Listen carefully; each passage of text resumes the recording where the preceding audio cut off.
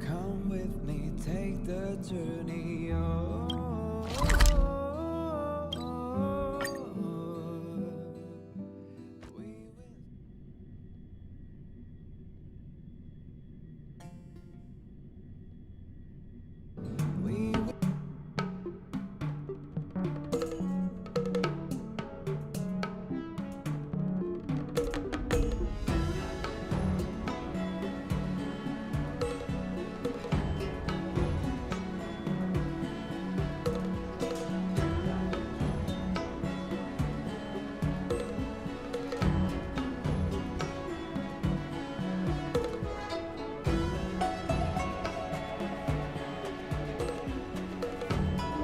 Let me stay here a little longer in this body.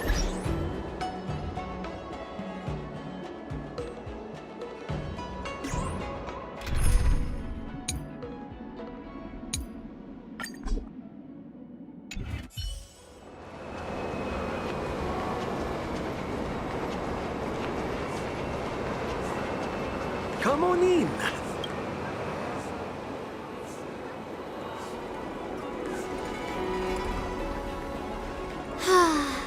Seriously? When is this war dance going to start? The Sky Splitter has been hovering there for ages. When can we board and see what's inside?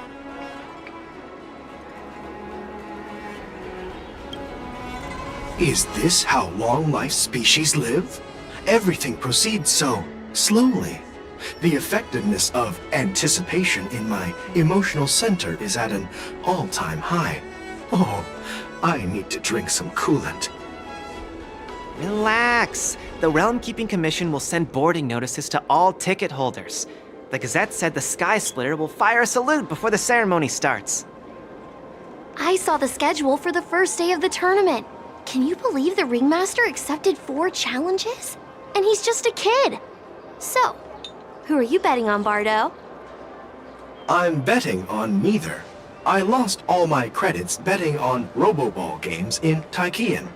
This time, I've decided not to rely on probability games to accomplish my target of getting rich. War dance.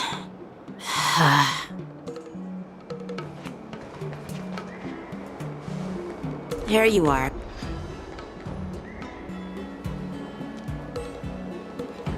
I heard you and Mr. Dan Heng went to meet the judges, and then a riot broke out in the shackling prison. I was so worried about you. Thank goodness you both made it out safe. There was a revolt in the shackling prison. Fortunately, we were protected by the guards until the Cloud Knights arrived to rescue us. I was planning to take Miss March and Yoon Lee to Stargazer Navalia to see the Sky Splitter up close, but we stumbled upon a group of suspicious Foxians carrying official identities. Strange, so out of curiosity, we decided to follow them. It turns out they were actually Borisin disguised as Foxians. It seems they infiltrated Stargazer Navalia in order to prepare for Hulei's escape, and we foiled their plans by pure chance. I wonder who provided them with those disguises, and how many more Borisin have taken advantage of the war dance to infiltrate the ship. Yeah, I heard them too, but I'm afraid I'll have to disappoint them. I've already reported to General Jing Yuan that I'll give up my role as the Ringmaster. The security of the Luofu is more important to me than anything else. I need to fulfill my duties as a Cloud Knight Lieutenant before taking on the honor of being a Ringmaster. Those tourists just want to see some good sword fights. Anyone can participate in this kind of tournament. It doesn't have to be me. The real challenge lies beyond the ring on the Sky Splitter. If we don't capture the fugitives soon, Hulei will wreak havoc. Obviously, there's someone behind the scenes orchestrating this prison break, intending to spread chaos. If we fail to thwart their evil plan, what honor will be left for us to uphold? Well said. You may be tiny in stature, but your ambition matches that of the Yao Qing's warriors. Hey, this has nothing to do with my height.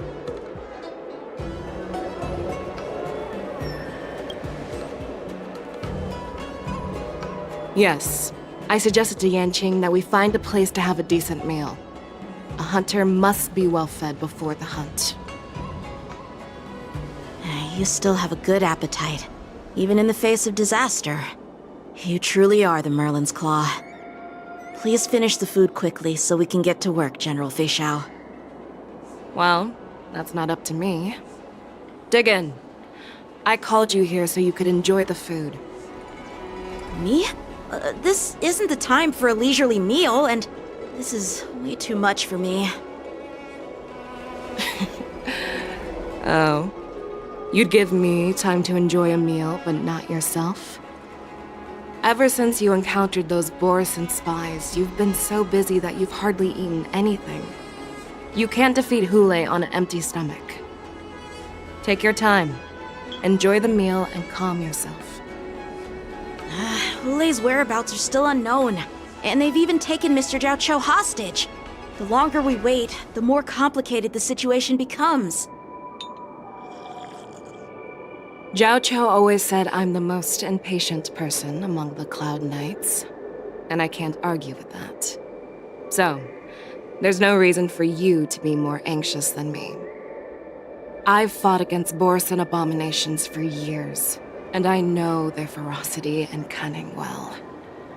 The Borisin were clearly well prepared for this prison break, and now they are staying in the shadows.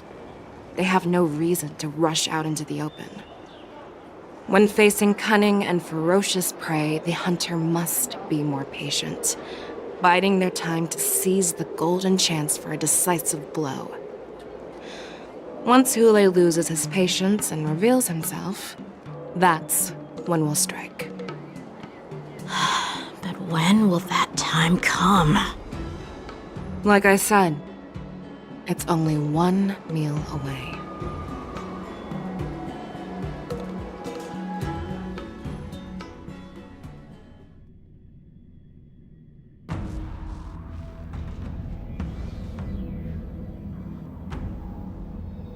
General Hua Yan, the Skyfaring Commission has finished its preparations.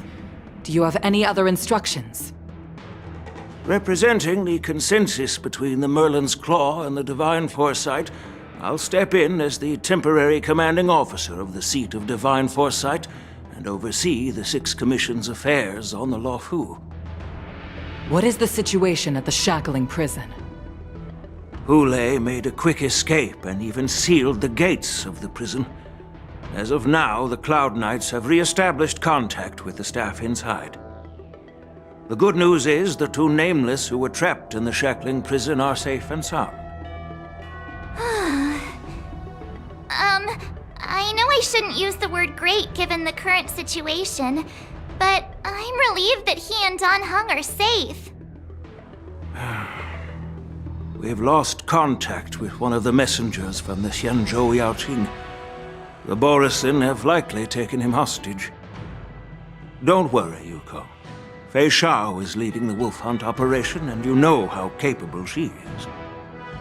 I have no doubt about General Feixiao's capabilities, General Hua Yan.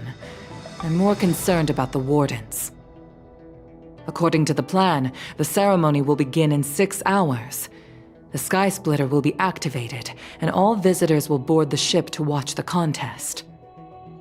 But now, with Hule's whereabouts unknown, everything is filled with uncertainty. March is right, Grandpa. I heard the escaped prisoner from the Shackling prison is beyond formidable. In case anything goes wrong... So, Yun-Li, what do you think we should do? Well... I believe we should declare martial law and allocate manpower to search for the escaped prisoners. And as for the war dance, it's better to announce an indefinite delay for now. Your plan sounds solid, but unfortunately solid plans rarely get a chance to be implemented. I believe there are at least 2 parties who won't accept your approach. The first are the many travelers who have come all the way here for the war dance. If we declare martial law now, it's like declaring that the Luofu isn't safe. How do you think the outsiders would react? They'd be terrified, and chaos might ensue. The second party is the staff of the Xianzhou Luofu's 6 commissions. They've invested a lot of resources and manpower into organizing the war dance. Suddenly suspending it indefinitely would create numerous challenges for them. But of course, not everyone disagrees with your idea. Really? The mastermind behind this incident would fully support your opinion, presumably. Hule's escape and your discovery of Borisin's spies at Stargazer Navalia. Even a child could guess that these events were orchestrated. The fugitive is just one piece in the game. The one controlling the pieces wants to spread chaos and suspicion among the people on the Luofu. If we declare martial law and postpone the war dance, we'll fall into their trap and instill fear in people even before Hule actually does anything. So what do we do? We'll search for the prisoners while maintaining order on the Luofu, acting as if nothing has happened. As if nothing has happened? Yanqing said he'd assist the generals, and now he's nowhere to be found. With the host ringmaster gone, how are we supposed to act like nothing has happened? That's why I called the 2 of you here.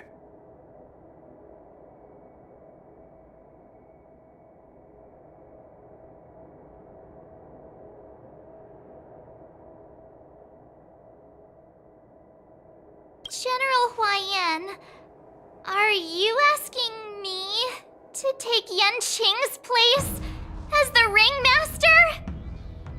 You caught on quickly, Miss March. That's exactly what I mean. But Miss March is a guest invited by General Jing Yuan, Grandpa.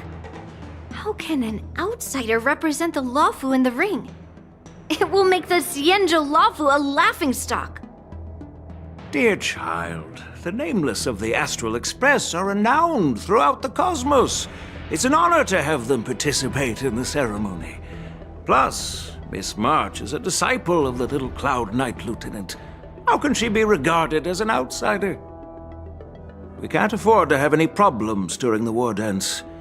I'm entrusting you not only with the honor of the ring, but also with the security of the Sky Splitter. Yukong, please explain to them the rest of the arrangements.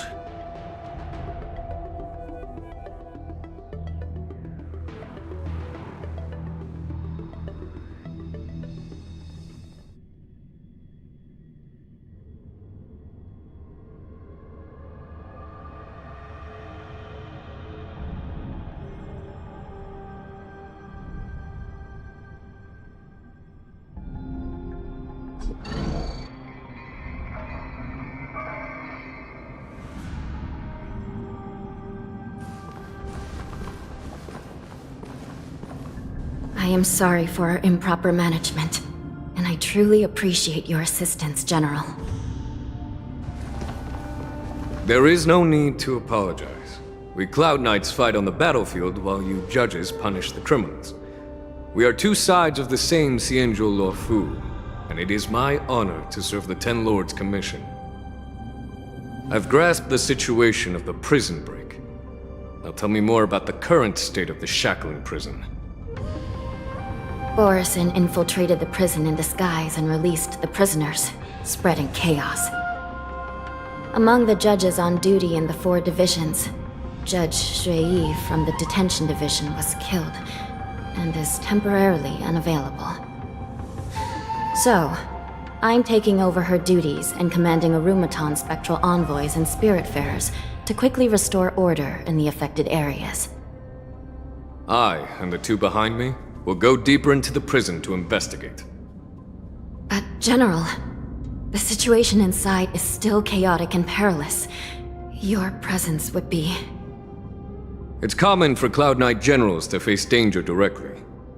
Hule has escaped, and the Yaoqing envoy is being held hostage by the Borisin.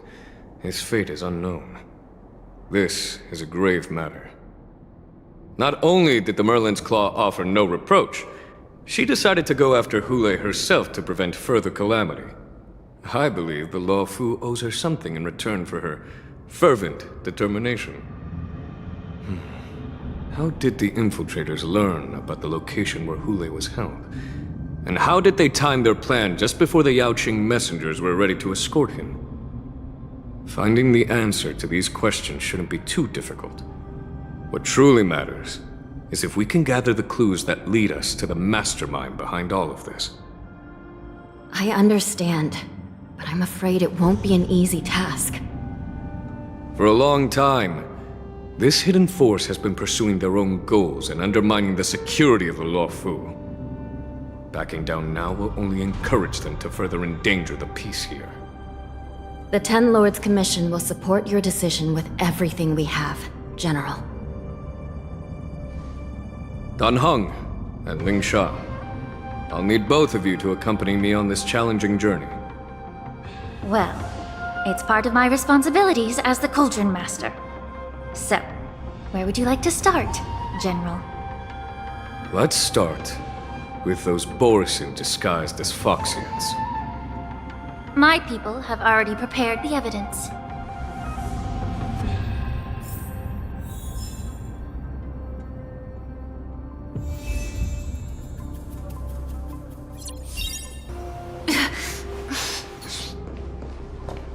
According to Lieutenant Yanqing's report, he stumbled upon a few suspicious Foxians at Stargazer Navalia. After following them, he discovered that they were actually Borisin in disguise. This is one of the bodies. Looking at him now, it's hard to imagine how he transformed into a Foxian. My alchemists detected some complex ingredients in his remains, which might explain how these Borisin were able to disguise themselves as Foxians. Simply put, Foxians and Borisin share a common ancestry. Although they look completely different now, there isn't much genetic difference between them.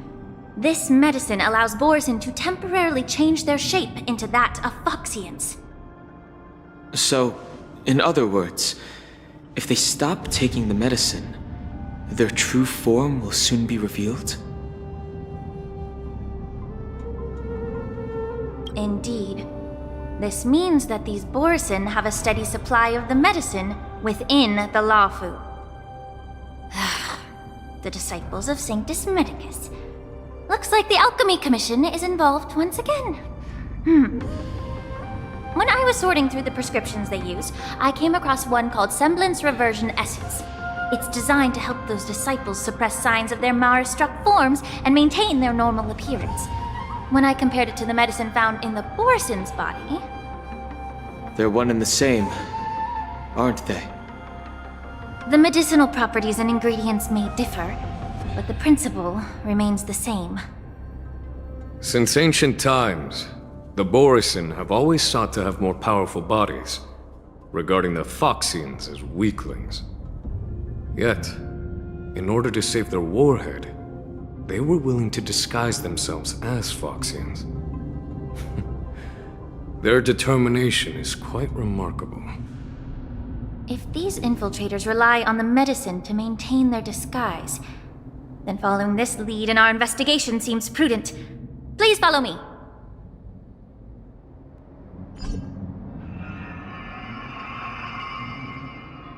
Here we are. According to the judge, this area is not yet under control, so we should proceed cautiously. I've captured the nature of the medicine in my sensor. By following the medicinal fumes, we should be able to retrace the steps of the disguised Borisin. Incense ascends, entwined with ethereal clouds.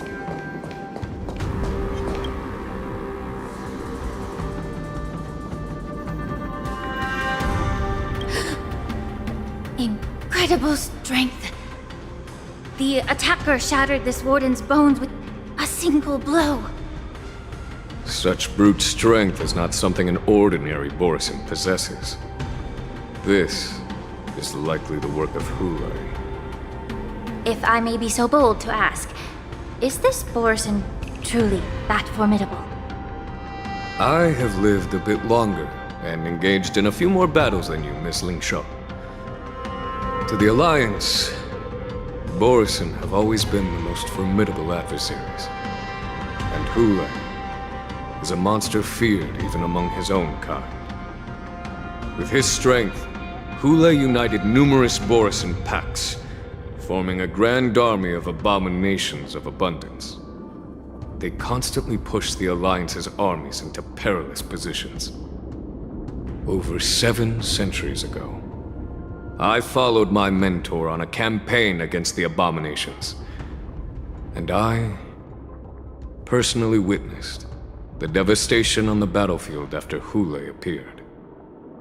Even with medicinal pellets that suppress the fear caused by his lupitoxin, countless Cloud Knights succumbed to panic in the face of his murderous aura. They couldn't even raise a hand in resistance. If the former Sword Champion hadn't immobilized Hulei with her Frostblade, the outcome of that fateful battle could have been very different. By the end of the battle, only a few of us remained. The Crimson Moon cast the sheen of blood on all. Everything I saw was painted dark red. If that's the case, why wasn't the beast executed instead of being imprisoned?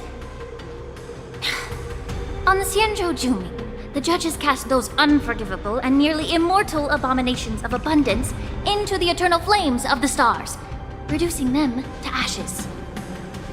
Their so-called immortality is just a facade. I mean, nothing can truly defy death, can it?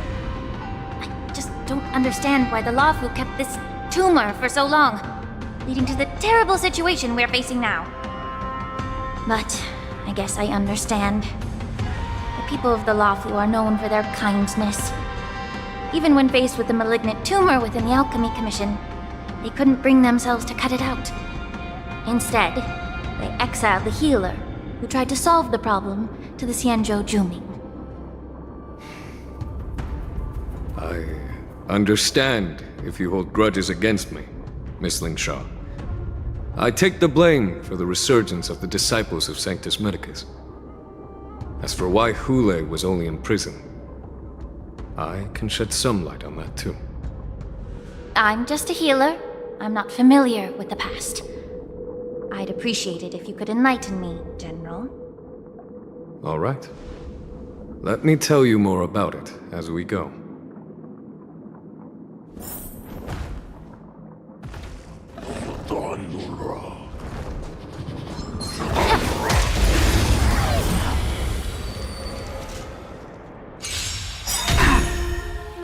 Not bad.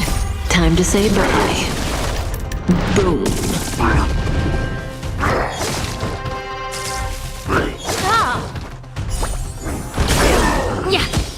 Relax. I weep for the departed. It too shall fall.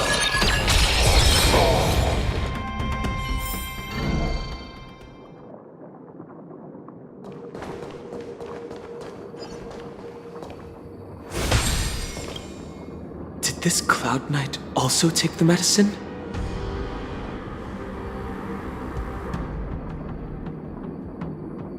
No.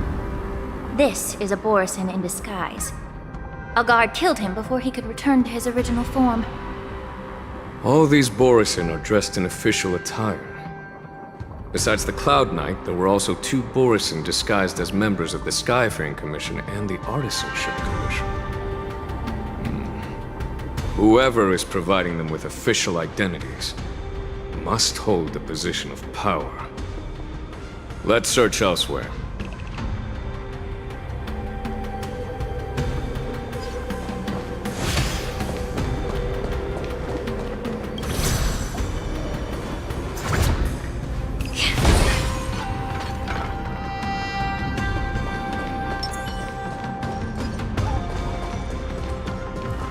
Spring forth, gleeful place.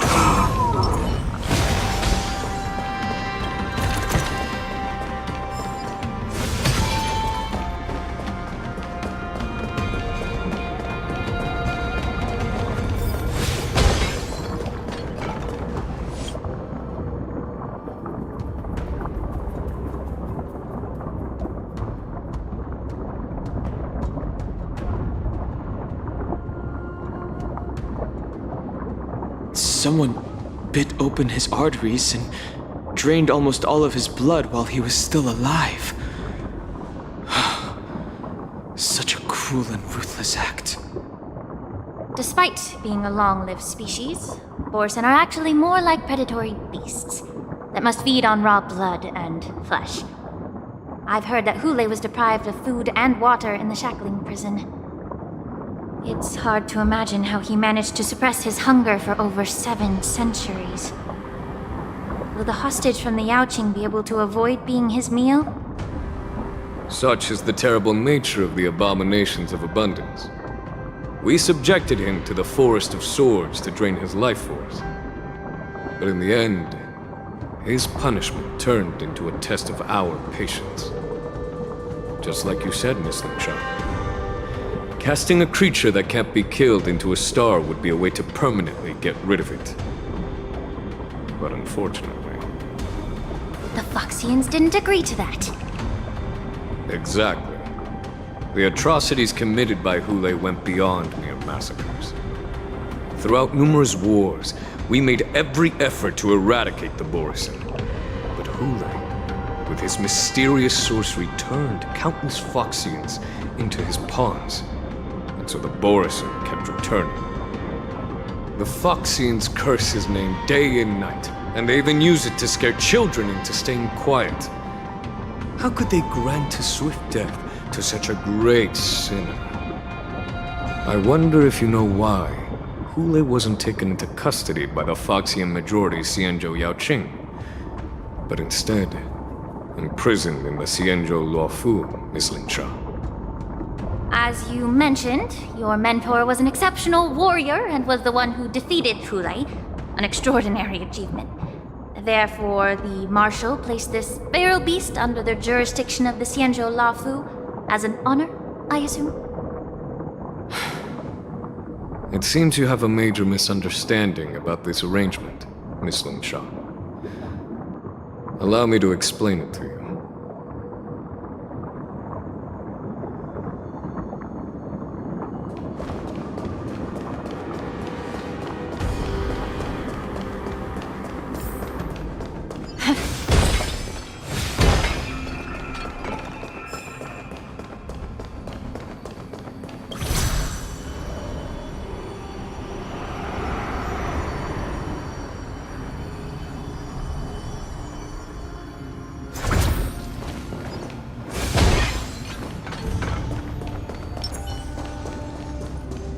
Stream 4. Gleamful.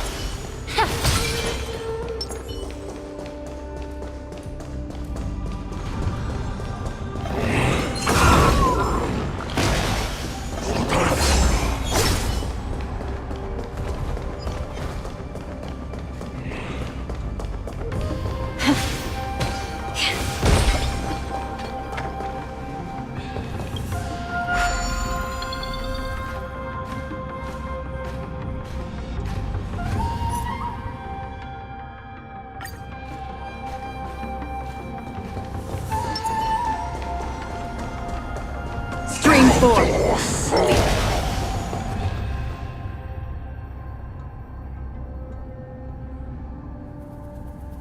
Yanqing told me that an IPC ship was attacked by Borsen. Is this what they were transporting on the ship?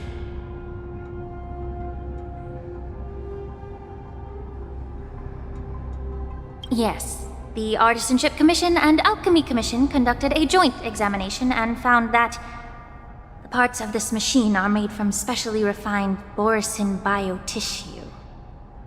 I heard the Intelligentsia Guild has been researching the biological properties of long-life species, hoping to make medical or combat-related discoveries.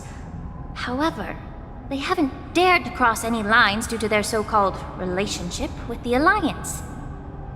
Perhaps to those scholars, Borsen are no different from lab animals. Maybe the Borsen attacked that ship to retaliate against the Intelligentsia Guild for experimenting on them? No. If it were only about revenge, they could just wreck the ship and destroy all the cargo, instead of allowing it to end up in the shackling prison. It was a deliberate display to showcase the dangerous nature of the cargo in broad daylight. This way, the cargo would end up in the shackling prison, serving as a tool for the prison break. This skill in exploiting the blind spots of others' mindsets is so atypical of them. I'm afraid the IPC and the Intelligentsia Guild unknowingly became their accomplices.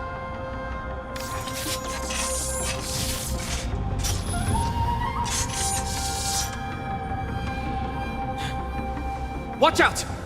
This thing is still alive!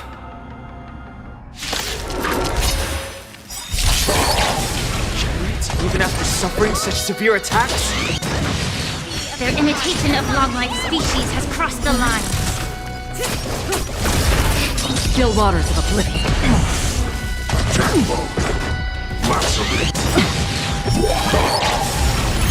If it can still move, it means it wasn't damaged enough. Let's make sure it never moves again. It too shall fall. Stand still. Everything in this world is bleeding.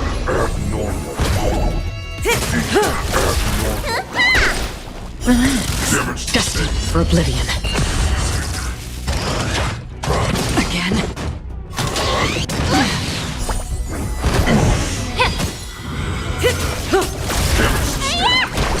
Stand still.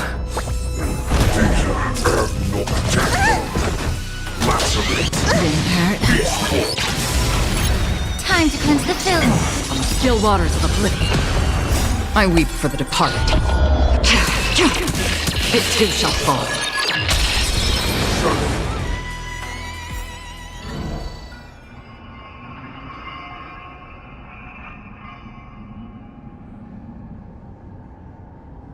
You haven't answered my question about why Hule was imprisoned in the Lafu instead of the Yaoqing, General. You've been reserved in your response. Could it be that such an arrangement wasn't an honor? The reason why the Marshal didn't leave Hule on the Yaoqing lies in the very mech in front of us. Are you suggesting that there are people trying to understand Hule's secrets and use them for their own purposes? Just like with this mech? Well, I understand. I've heard that the Foxians on the Yaoqing share a bloodline with the Borisin. And just like the Borisin, some of the Foxians there experience an uncontrollable insanity called moon rage. The Marshal believed that this would be inhumane and no different from what the Borisin did, so... Exactly. While Borisin see moon rage as a blessing that unlocks their true potential, Foxians see it as an inevitable curse within their bloodline. Countless healers of the Yaoqing have attempted to unravel this mystery, but to no avail. Why can Borisin control the power of moon rage? Can we Foxians break free from this curse? These questions were asked frequently. Each questioner had good intentions. But the road to catastrophe is paved with good intentions. To the Foxians of the Yaoqing, Hule was not only the warhead of the Borisin, but also a monster that could be the subject of much research. Hule thus became a poison that corrupted people's minds without their knowing. That's why the Marshal decided to imprison Hule and the Lafu. It wasn't an honor, but rather a warning. Because such selfish pursuits in the name of good intentions once led to a tragedy on the Lafu that served as a warning to future generations. The sedition of Imbibitor Lunae.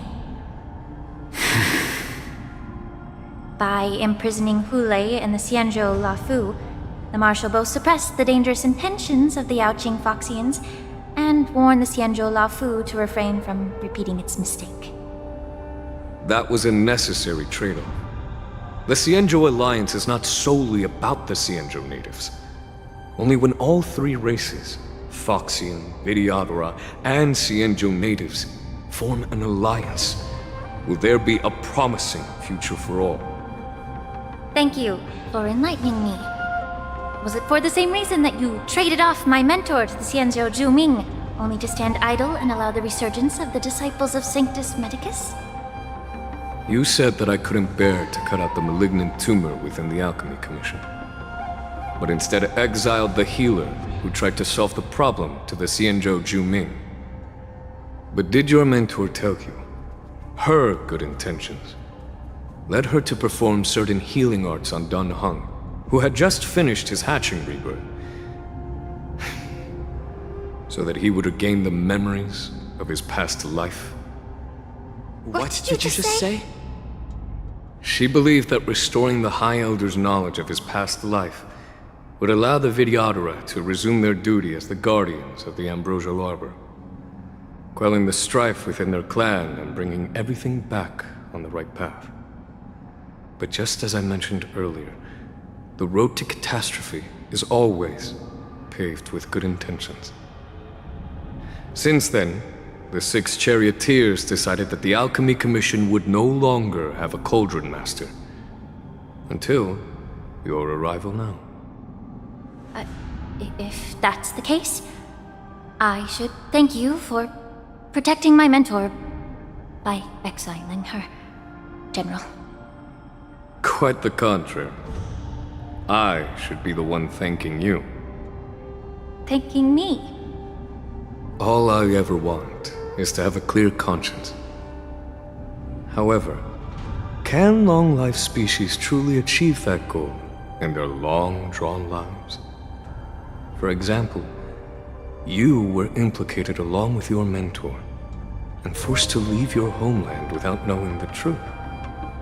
And now, with the complicated situation in the Alchemy Commission, the Alliance has spared me a lot of trouble by sending you to handle this challenging task.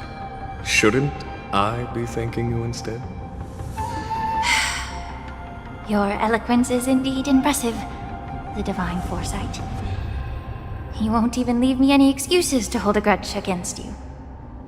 But, let me make it clear. The Alliance sent me here to handle the business impartially, not to choose sides. It doesn't matter which side you choose, Miss Lingshaw. At the end of the day, both you and I stand on the side of the Alliance, don't we? Let's keep going.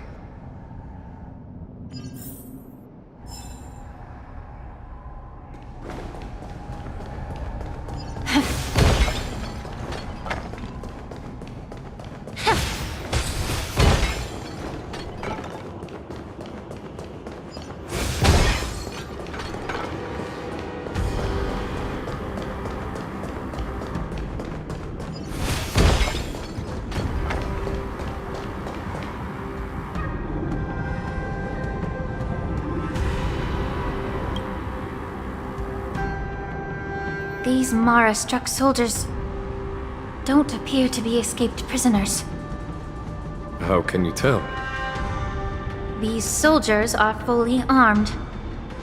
Obviously, they didn't hastily join the battle.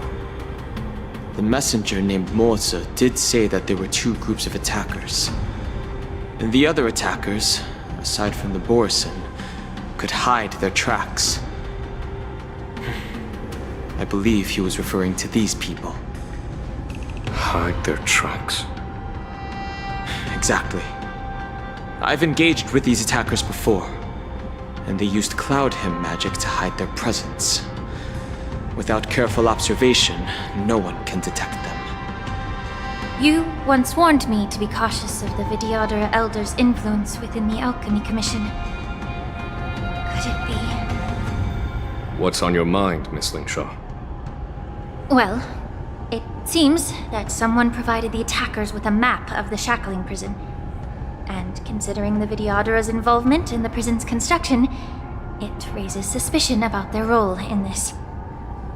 Additionally, the fact that the Borison need medicine to disguise themselves would suggest that there are still moles within the Alchemy Commission assisting them covertly. Moreover, forging official identities for the undercover Borison would require someone with significant authority. and the presence of assassins capable of using Cloud Hymn magic deepens my suspicion about the Preceptors. But why would the Videoterer collude with the Borison and aid in Hulei's escape?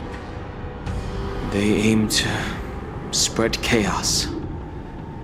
They believe that only in chaos can they regain their former power and influence.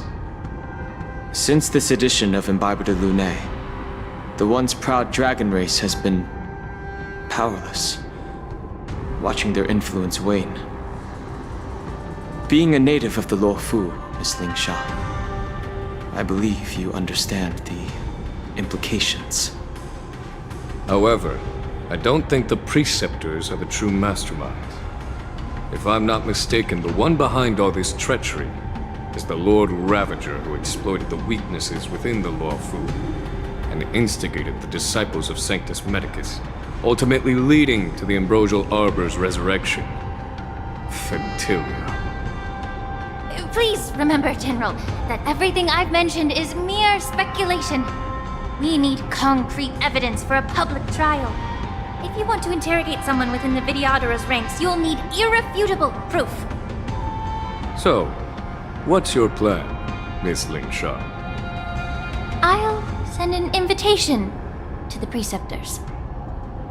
An invitation? The Preceptors have been inviting me for a personal meeting since my arrival on the Luofu. Now, I'll send them the remains of these Mara-struck soldiers and the route map I found in the prisoner's possession. Then, I'll ask them to meet me at Scale Gorge Waterscape. I'd like to hear their explanations. Good idea.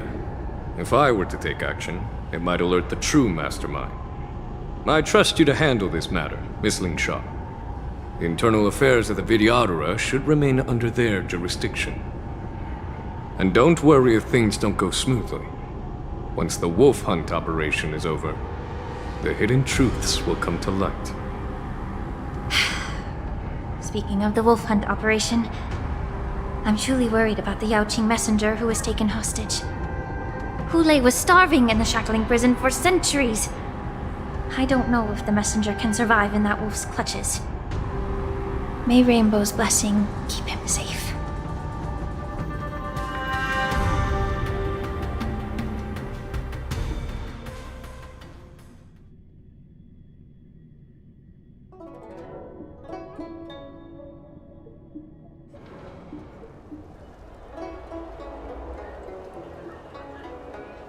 As I said, I'm a healer. But my art of healing requires the culinary arts to be truly effective. The magic of my cauldron is its ability to make all kinds of medicines into dishes that patients can eat. When simmered and cooked together, any kind of medicinal herb or ingredient becomes a delightful delicacy. Delicacy? But isn't that just one flavor overpowering the others? Well, you have a point. Let me ask you this. If there's a fussy child who refuses to eat green peppers, what's the best way to make him eat them? Stuff the kid's mouth with the green peppers and cook him alive in a pot. You have quite the sense of humor. I've heard that you, Borison, have lost many of your taste buds during the self-modification process, so you can't experience complex flavors. Only the saltiness of blood and flesh truly awakens your appetite. It's a shame I don't have any green peppers right now.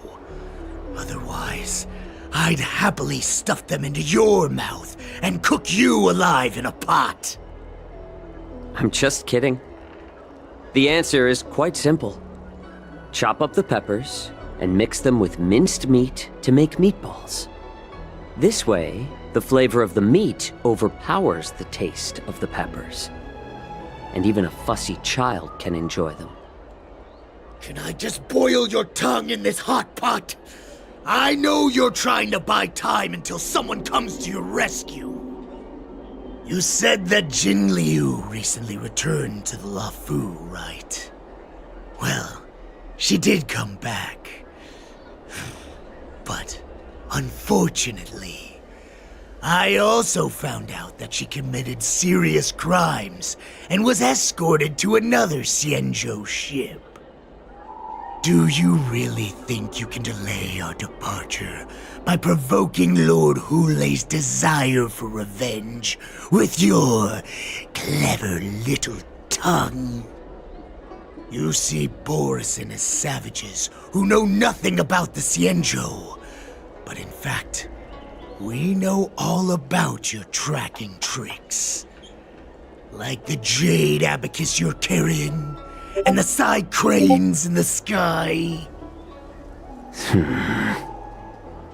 The more hope you hold in your heart, the greater your pain will be when death comes. I wonder if you can maintain your composure when I tear your throat open. His composure is only a temporary effect of the medicine. And it will wear off soon, right? Lord Hulei! Oh, you pathetic Foxians. For thousands of years, we were the ones who allowed you to live, and who granted you civilization. But in the end, you chose to betray us for the freedom promised by the Xianzhou people. But it's all right. As long as you catch the scent of your masters, you obediently return to us. No matter how far you run away.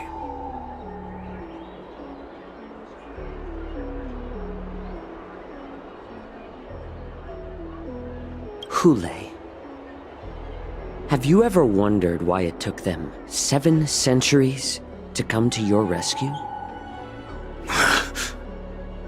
The Borison's era has long passed. Did they ever tell you these harsh facts before giving you hope for returning home, Lord Hulei? Now they're being crushed by the Merlin's claw of the Yaoqing, by a Foxian. They're hiding in remote corners of the cosmos, trembling with fear like a wounded beast on its last legs, reaching out desperately for any fake hope of salvation, which in this case is you. The Merlin's claw of the Yaoqing. A Foxian? Very interesting. Tell me, Moktok, is he speaking the truth? He isn't lying. That lowly beast was a war slave who ran away from our pack.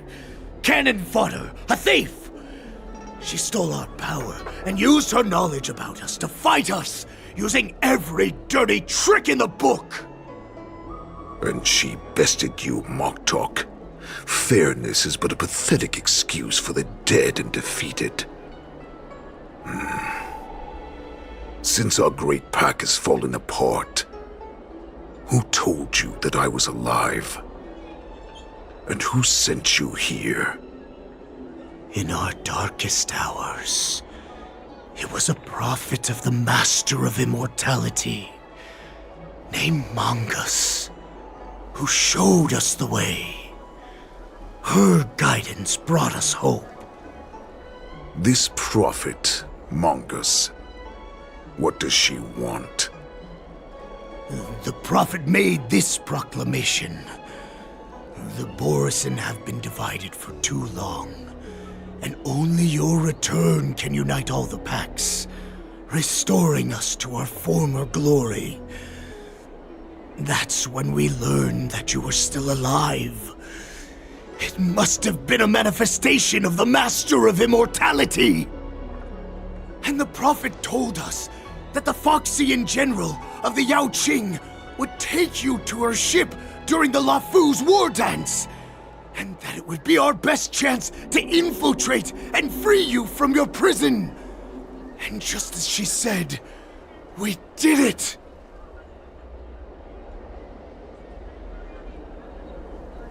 That so-called prophet lied to all of you. She just sent you here to die. But her prophecy has come true. Our warhead is right here, with us! Once the news about the prison break spreads, the Cloud Knights will close all the ports. You may think you've escaped the prison, but you're just trapped in another cage, known as the Law Fu. Let me kill this unruly, lowly beast, Lord Hulei! I assure you that our star skiffs will soon arrive. Right now, everyone in the Lafu is distracted by the stupid war dance, so this will be the perfect chance to escape. Once you've returned to your territory, your revenge against the Xianzhou ships will be within reach. Perfect chance to return to my weak and shattered pack at the mercy of a ridiculous false prophet and become a mere puppet in her clutches. Her plan is full of flaws. The only paths she has prepared for you are escape and death. Listen up. A wolf never allows itself to become prey. From now on, you'll follow my orders. Since you are so confident that the Cloud Knights will close the ports, Xianzhou, I'm now giving you a chance to go and see it for yourself. Go to the ports, come back, and tell me what you saw. Wait, what did you just say? But my lord! Would an alpha wolf ever listen to a cub mock talk? No, I've never heard anything like that. I wasn't trying to defy your will. I will always unquestioningly follow your orders. Just a little pre-hunt entertainment. Don't you want to run away? You will come back. Because Foxians like you always obediently return to their masters, no matter how far they run away.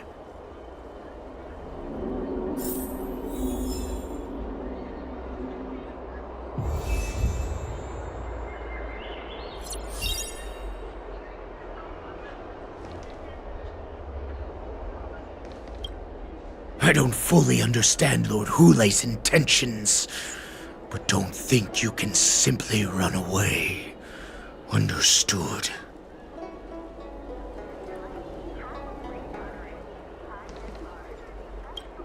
You know why I'm letting you go. Because Foxians like you always obediently return to their masters, no matter how far they run away. Head to the port and report back to me. Let's see if they really closed it like you expected.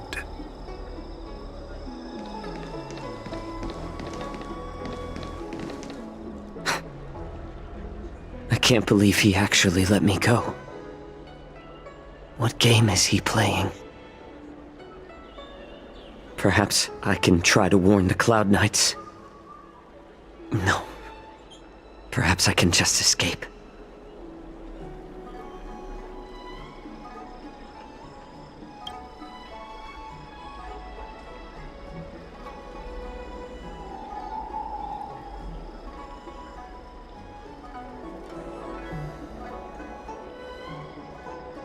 Just as I suspected.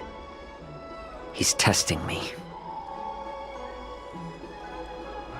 The Cloud Knights must have been aware of the situation inside the shackling prison for some time. Will General Fei Xiao personally lead a squad to capture Hulei? For now, I'll do as he asked.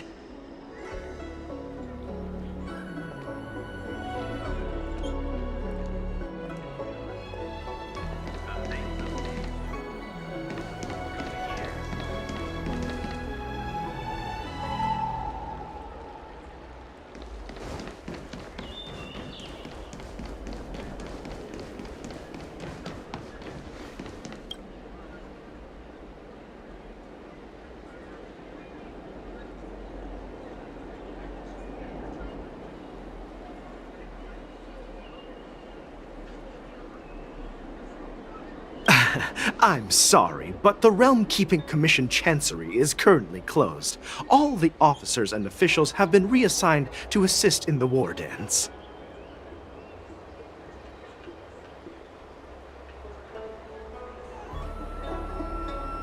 Hey, although we're short-staffed at the moment, if there's anything I can do to help, please feel free to ask me.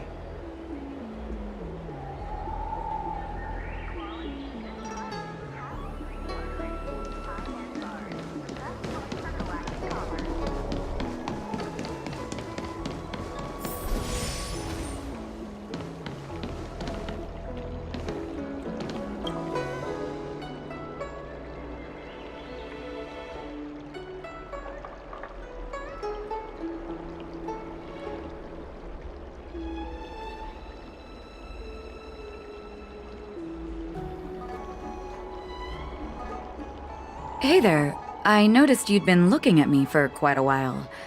Do you need my help?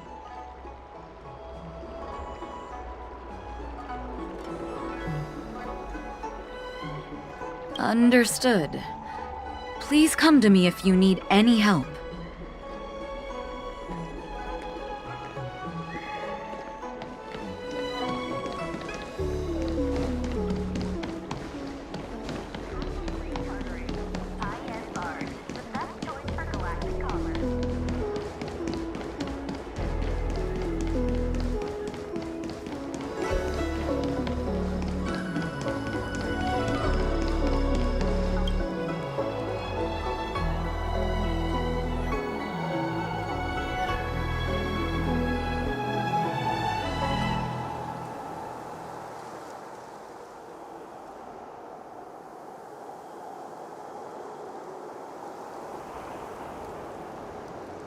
Would you like to board my star skiff?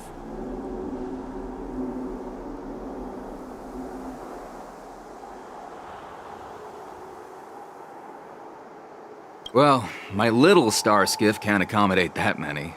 But I have a larger one that will arrive in less than 15 minutes if you need it. So, where would you like to go? We need to hurry, wherever we're going. The war dance is about to start, and the Skyfaring Commission is prioritizing star skiffs heading to the Sky Splitter.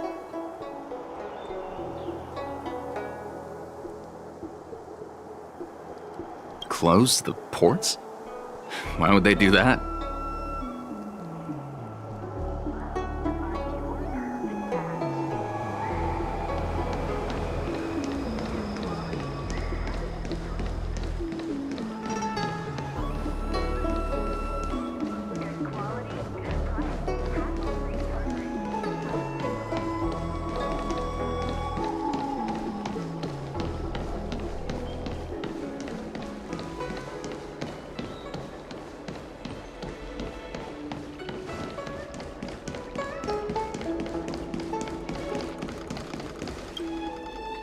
Stop asking. I'm off duty now. Go bother someone else.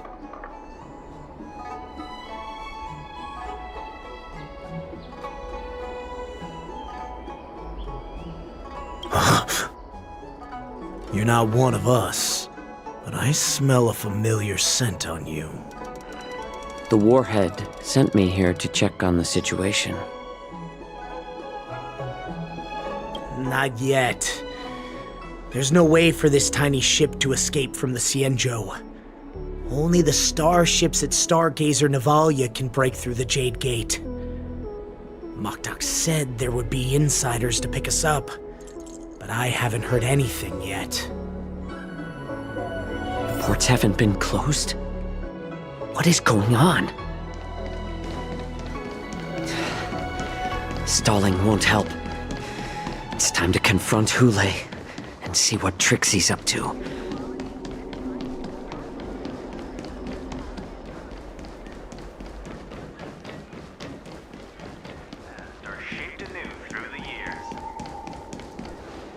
You're back, Xianzhou.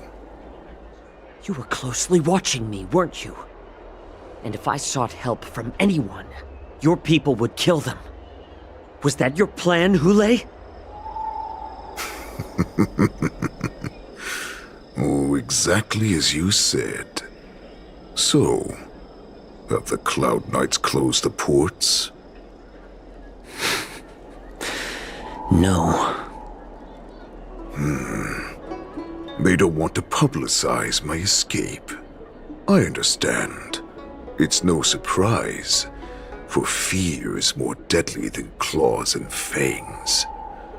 Especially during a festive time like the war dance.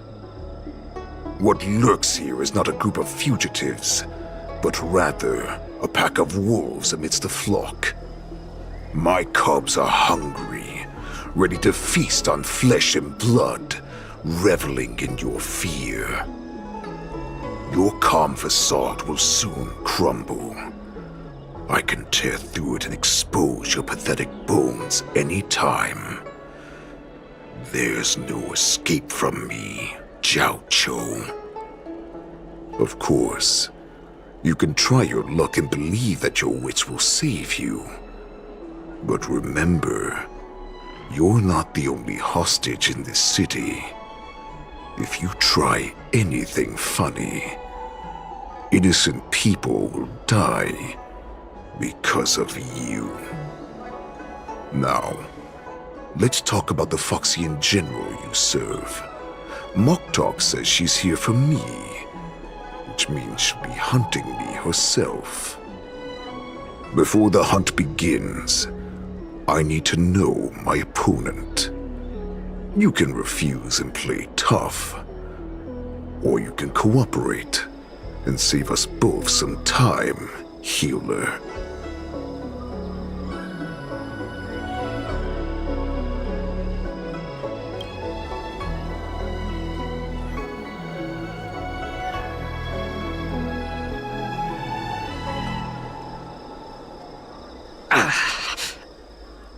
Good. At least you didn't try to draw attention with a scream. That way no one will die in vain. Fine. I'll tell you what you want to know about her. But I expect something in return.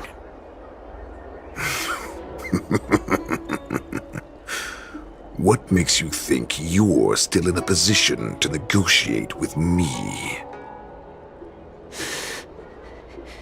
You can torture me until I talk. Or, let's save us both some time. Warhead. Here's the question that's been bothering me. How have you managed to survive and endure centuries of torture? Borison aren't supposed to live that long. Or possess such regenerative abilities.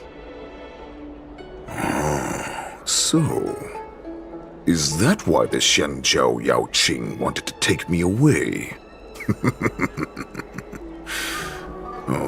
To some, I'm a hostage, but to others, I hold the secrets they desire. I still remember. In the early years of my captivity, the Foxians came and went. They extracted my blood and marrow, trying to unravel the mystery of moon rage. They wanted to conquer their fear of the Borison and free themselves from their bloodline. Unfortunately, they failed to uncover the secret. So, they resorted to the most brutal punishments they could imagine.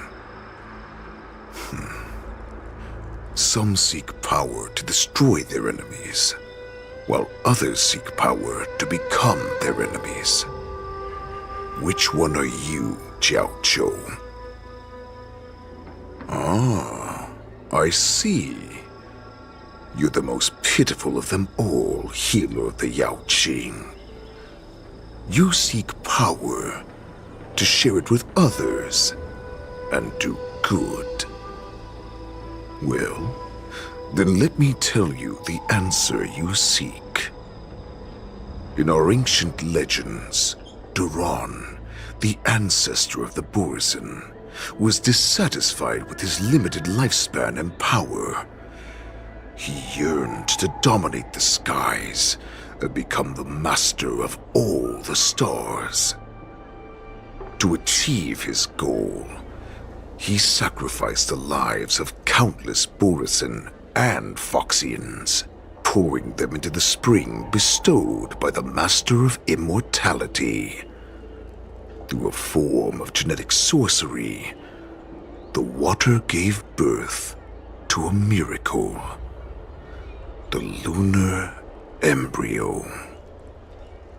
Duran ascended the birthing bed and obtained what he desired, a heart in the shape of a deep red full moon. He cut open his chest and replaced his original heart with this crimson moon.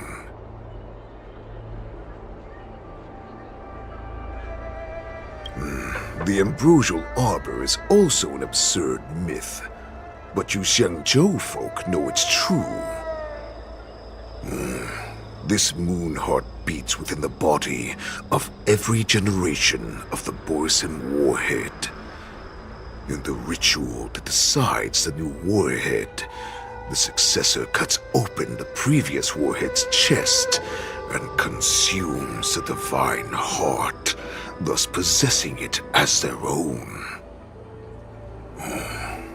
Devouring is the true essence of life, allowing us to endure and thrive.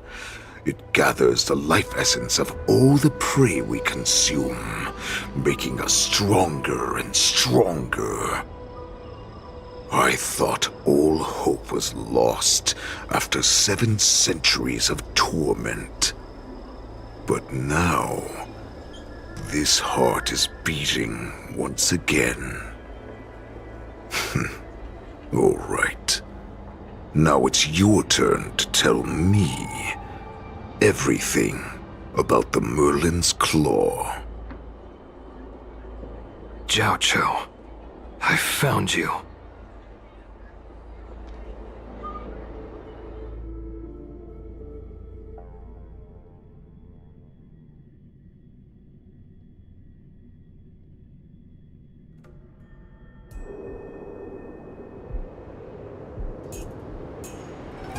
I know I'm in no position to question your orders, but if I understand correctly, you already have intelligence about the Borisin? That's right. My people are busy collecting clues now. What's the situation, Wadza? General, before we completely lost contact with Xianzhou, I picked up a signal from his Jade Abacus. It won't take long before we locate their whereabouts. If that's the case, shouldn't we immediately go there and join forces to eliminate the Borisin? Why are we returning to Stargazer Navalia? Looks like your general has only taught you swordplay, not the art of the hunt. There's an old saying among the Borisin. In the forest, the hunter may easily become the hunted. While we may call ourselves the hunters now, chasing them blindly will only make us become the prey.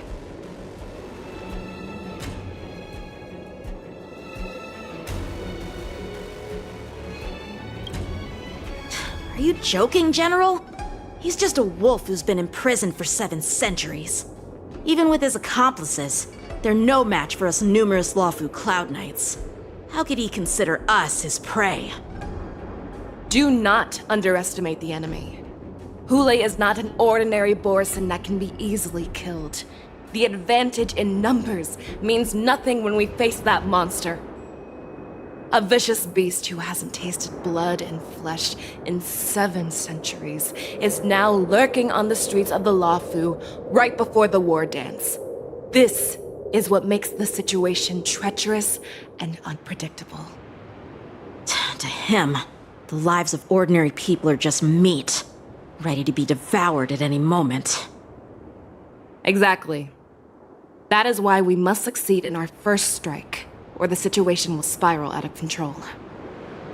You've heard of this military tactic, right? When you surround your enemy, leave one side open for them to escape. A skilled hunter must be well prepared, waiting for the prey at the most advantageous position.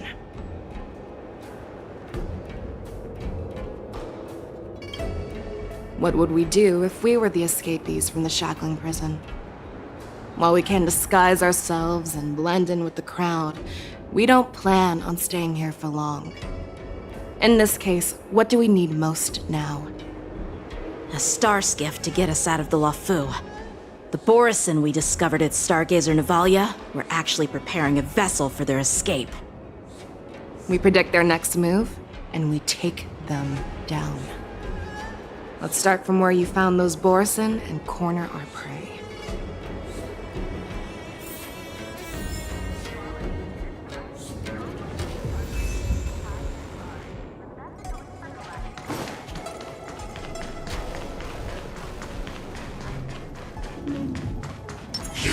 Stream forth the gleam of old flames.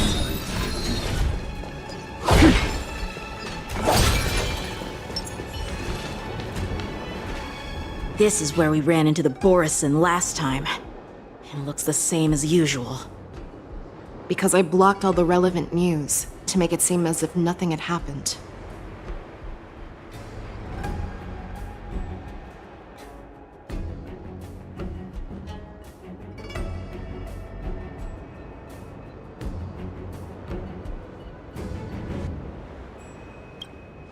Losing contact with their accomplices preparing the star skiff will surely put them on guard.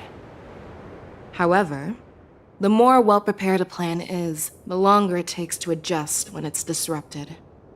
If any Borison wants to stick to the original plan despite the risks, they'll surely come back to Stargazer Navalia to check the situation. Are you suggesting that there are Borison here at Stargazer Navalia right now? This is an automated area. So don't you think that there are a bit too many people here today? First, look at those 2 Skyfaring Commission staff members. They've been observing us in secret since we arrived here. Then there's a Cloud Knight soldier over there. Perhaps he's here for patrol, but each patrol team must consist of 2 members. And obviously, he is not following the rules. Lastly, there's that craftsman wearing Artisanship Commission clothing. He's unusually focused on checking that device. If you have a target in mind, let's go investigate.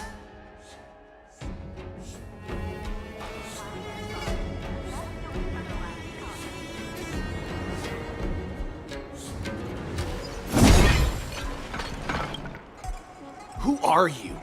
Don't you know that Stargazer Navalia is on lockdown now? Hey, chill out. They're just a few lost tourists.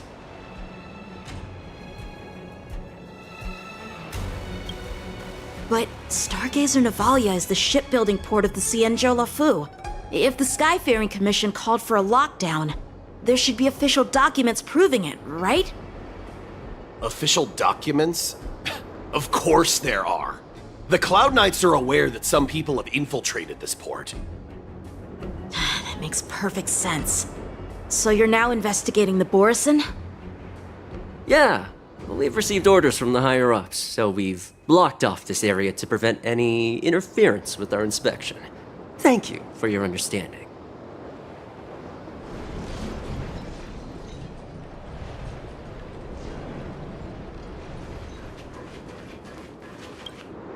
Hey, you there! Please refrain from wandering around Stargazer Navalia if you're not... Oh, it's you, Lieutenant Yenqing.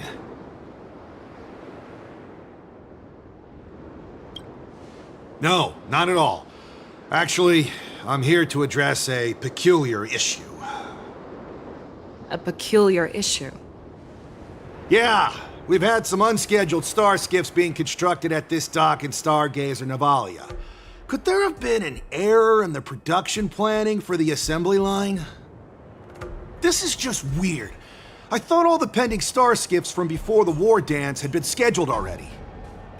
I'm sorry, but I need to focus on my work right now. If you have any questions, we can discuss them later.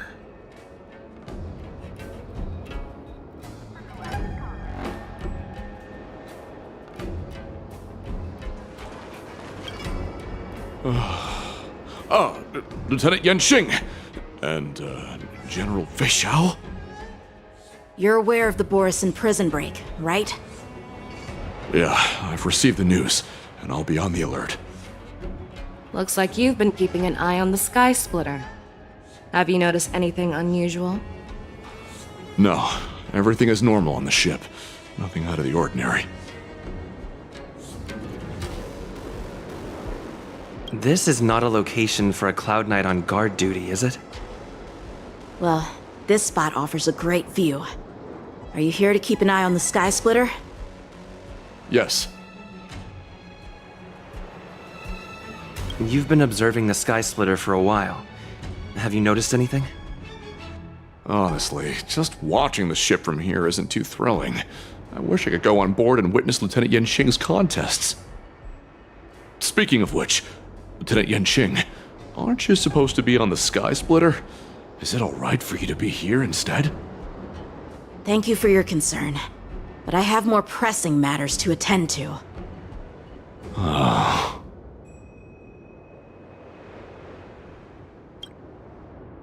So, it seems that some Borison have returned to Stargazer Navalia in disguise. The answer seems quite obvious.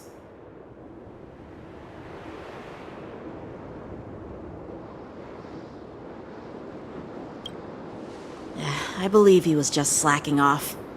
In my opinion, the staff members from the Skyfaring Commission appear more suspicious. Remember when I mentioned that the Cloud Knights blocked all relevant news to make it seem as if nothing happened? Stargazer Navalia is not under lockdown. But on the contrary, those staff members use Stargazer Navalia is on lockdown as an excuse to persuade us to leave. This contradicts the Cloud Knights' plans. Their flimsy disguise has been exposed. Even if they try to hide, there's no way they can escape us.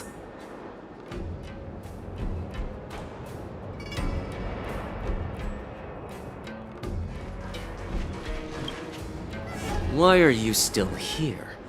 As I said, Stargazer Navalia is on lockdown now. No, I never issued such an order. Who are you? Perhaps you haven't met me on the battlefield, but I am certain you've heard my name. Now I'm asking you a question, so answer me. Tell me. How many more of your comrades are here? Where were you planning to meet Hule? This woman! She's the general of the Yaoxing! What are you still waiting for? Attack her!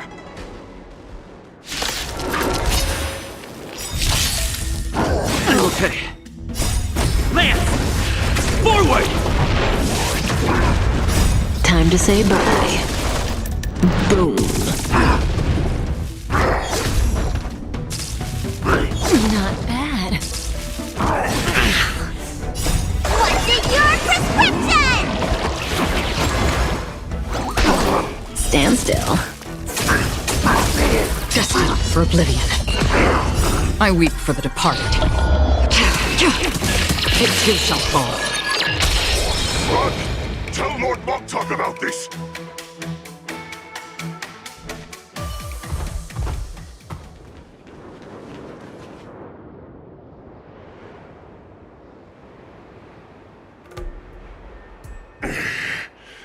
Why don't you kill me? Because I need answers. You were our war slave, so you should know us descendants of Duran. You want me to talk? Fine.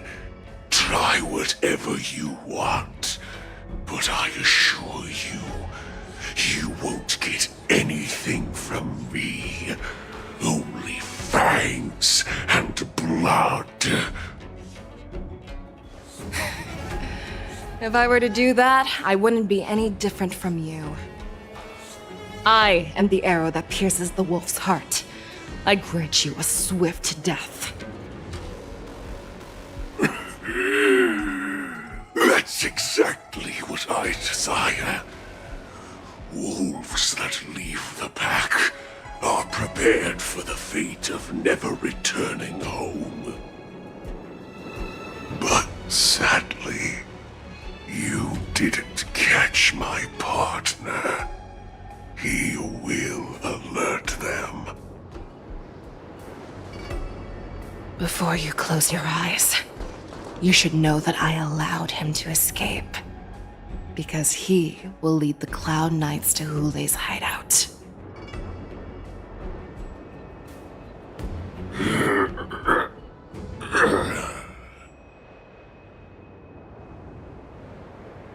Is this how you leave one side open? You let that Borison escape so you could track him? This is the most common hunting tactic used by Borison. I know the methods of these abominations all too well.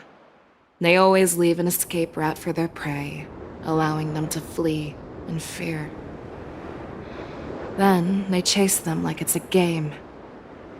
Borison get great satisfaction from the last struggles of their victims. Have you witnessed these things firsthand? That guy called you a war slave. What exactly have you experienced? Well, just a hazy past that I can barely recollect. Long ago, I was one of them. Not all Foxians are lucky enough to be born on a Xianzhou ship. I grew up in one of the worlds where Borison roam, known as the Fallen Territories by the people of the Yaoqing. To the Wolf Masters, Foxians are nothing but property. Cannon fodder used to slow down the Xianzhou attacks on the battlefield. But you survived. And not only that, you became the general of the Yaoqing. If I get the chance, I'd love to hear stories of your past, General. Speaking of stories, you've reminded me that now is not the time for them. Wadza, we've sent the warning from Stargazer Navalia. What's the situation on your end? I've found them. Xianzhou is trying to stall Hulei, and he signaled me to not reveal myself. Trust his judgment and keep watching. We'll be right there. I believe the warning we sent will stop Hulei from attacking Stargazer Navalia. What will he do next? The hunt is not over yet. Stay safe, Xianzhou.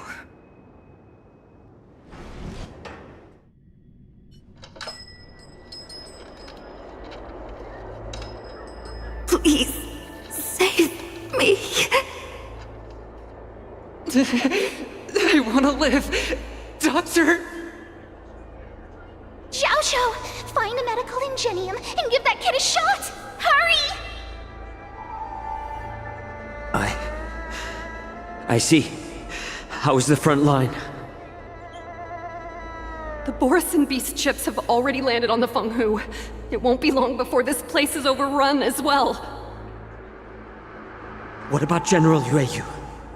Any news from her? I'm her healer.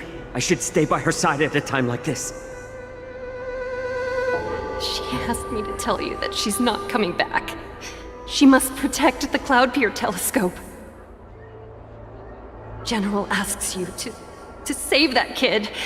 The girl fought desperately just to bring us all back here alive. I've never seen such a brutal fighting style. Her body, it's like she was split open. Just like... Her blood pressure is dropping. Do you hear me, Xiaozhou? Loud and clear. Get me some tumble dust. We've got to start the operation right now. I will bring her back. Is that why you're so determined to learn my secrets? Do you hear me, Xiaozhou? I do. Loud and clear. So she saved you all in that great battle on the Xianzhou Fenghu 3 decades ago. But to your surprise, you discovered her Borisin bloodline while she was at death's door. Moktok told me that she was a war slave who escaped from the Eclipse Pack. Oh, what a twist of fate. Turns out, she's from the same clan as I am. Now I understand.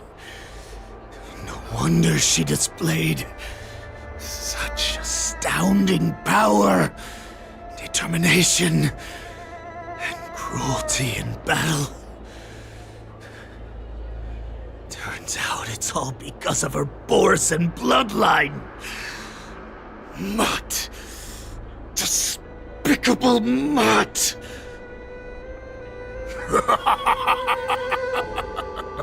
And she used the gift of her bloodline to destroy the Borisin!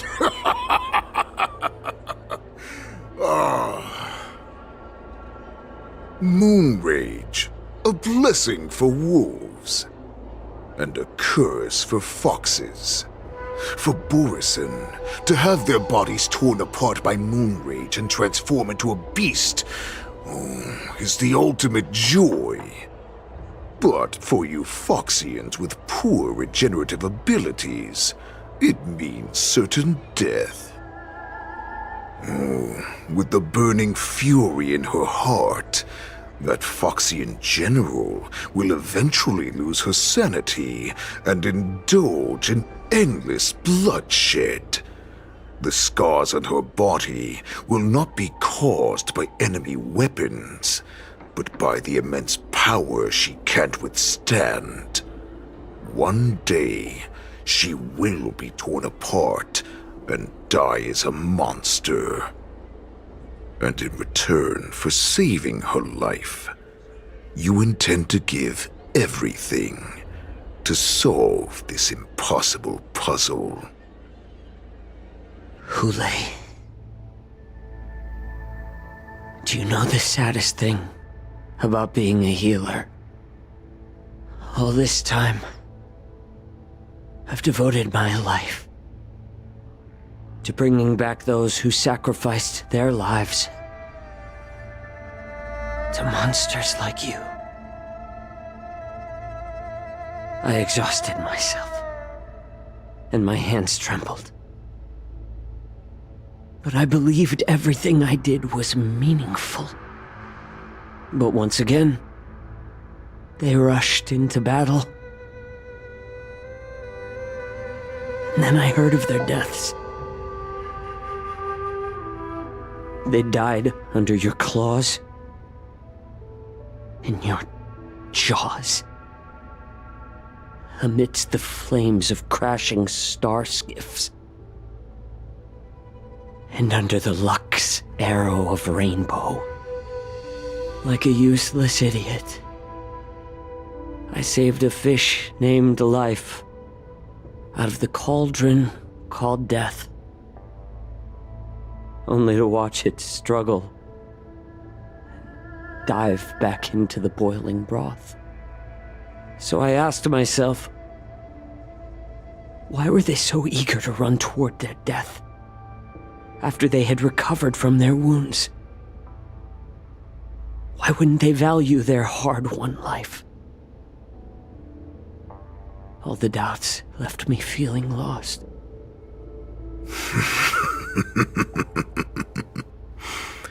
I can smell your desperation, all the way down to your bone marrow.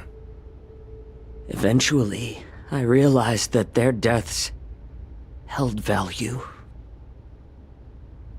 They placed the weight of their sacrifice on the living, granting us strength. With a coin forged by their deaths, they exchanged something more in return. Everything I'm doing now, following you so closely, is just for one reason.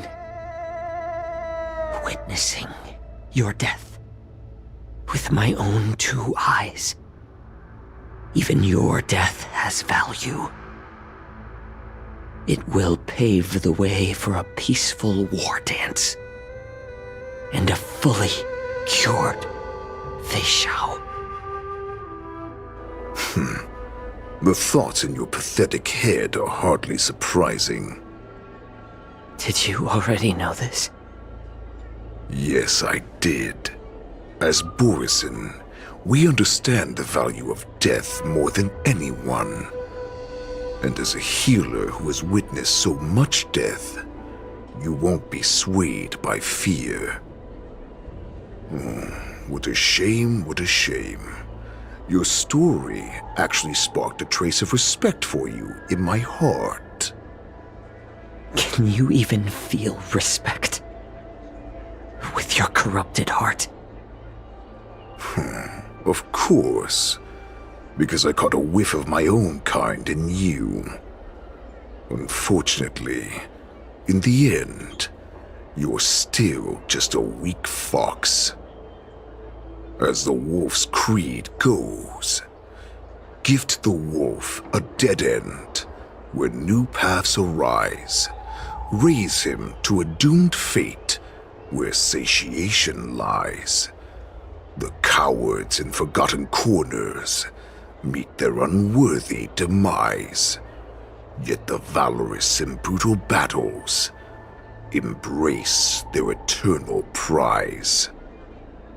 That's why I'm keeping you alive for now. I want to show you how Borisin truly respect their enemies. We will consume your flesh and blood, nourishing our own. We will crush your hopes and dreams, clearing a path for our hunt. Your feeble souls will witness a new future. A future that belongs to me. My lord, we received a message. Our arrangement at Stargazer Navalia has been discovered. We must act quickly. That doesn't surprise me at all. Moktok, what's that noise? It's the Sky Splitter. The ship that the war dance will be held on is about to set off. The Skyfaring Commission will clear the air routes. And if our star skiffs try to escape, we'll be spotted. Calm down, Moktok. Look at you now, hiding and fearful. Where is your Borisin dignity? As I said, I'd sacrifice my dignity for your return. As long as you can come back to the Borisin Pax, there's still hope. Hope? The Borisin have forgotten the wolf's creed. Weak creatures put their hope in the strong, but the strong fight their way out. Bringing me back instead of choosing a new master only proves the decline of our pack. And as for the prophet who manipulated you into saving me, she's just a liar trying to use Duran's offspring.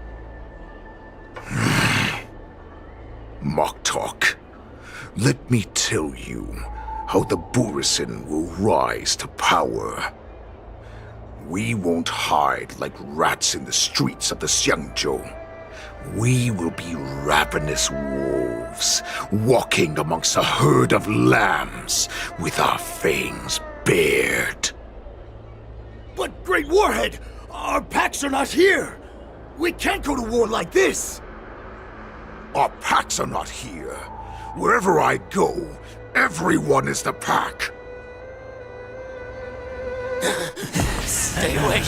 Just don't come any closer. No!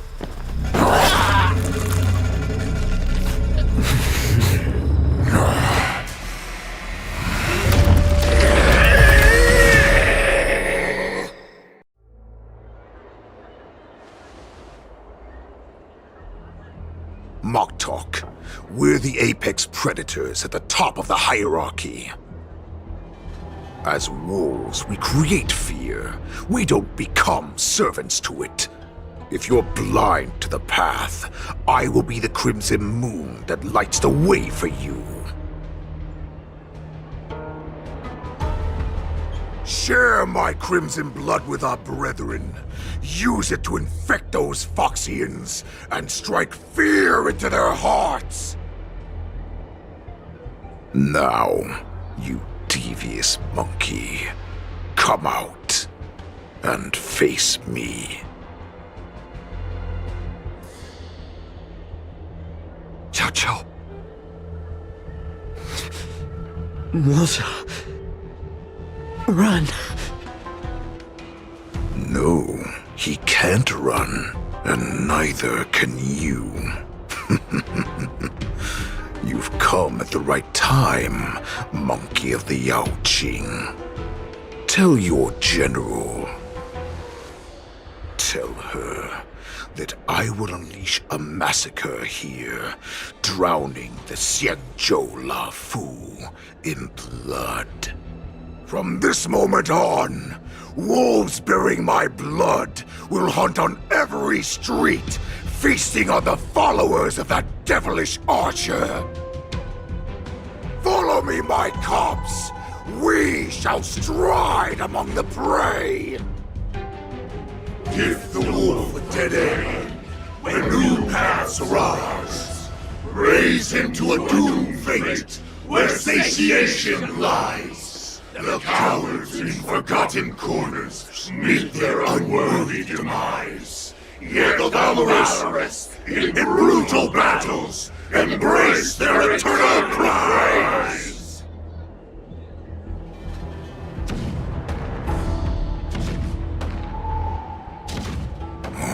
Do you hear that? The rumble of the cannons. It brings back all the memories of past battles within me. My return will bring back the Wolf's Creed. In my own way, I shall save our weakened pack and restore it to its former glory!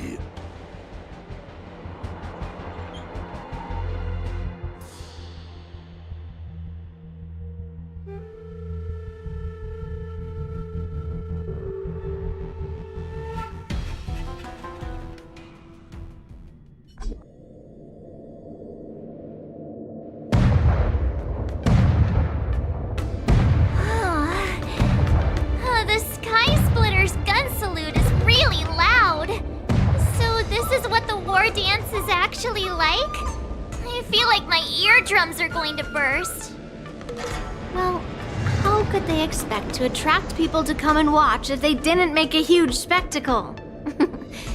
March, you haven't forgotten what you came to do, have you?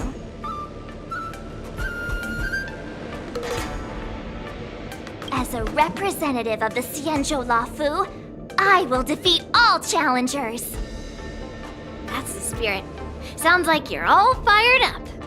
If you could just keep your legs from shaking so much, it would be more convincing, March.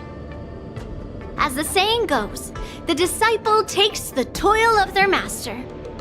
Remember, you are here under the identity of a lawful swordmaster, taking the place of your no-good master Yanqing as the ringmaster. But what am I supposed to do if my opponent for this round is super talented and just wipes the floor with me in seconds? I'm still a beginner in swordplay. I don't know where I got the confidence when I agreed to help General Huaiyan. Come on, there's no need to worry about that. If you are defeated, then your opponent shall have to answer to me. Although, if that happens, the honor and the glory of the Xianzhou La Fu shall all be taken by the Zhuming. Master Yun Li, please, I'm about to compete. Can you say something that will give me a little confidence? March, think about the great storms that you, nameless of the Express, have weathered along your many journeys. There's no doubt that you have faced far more terrifying enemies than your opponents here today, right? Don't you feel a lot more relaxed looking at it that way?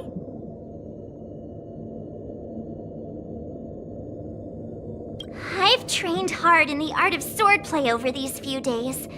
It's time for me to get in the ring and prove myself. Let's go! Master Yunli. I don't think I'm completely ready.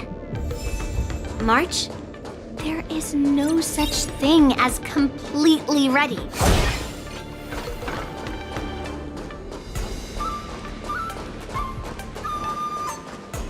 Miss Yunli, Miss March, this way, please. I was informed of your arrival by Madame Yukong and came to greet you personally. The news that you will be the ringmaster in place of Lieutenant Yanqing has been made public, Miss March. Just now, as I passed the contestants' hall, I overheard them all discussing this news. The most common question I heard was, who is March 7th? If they ask you this, how will you introduce yourself? Do you have something prepared?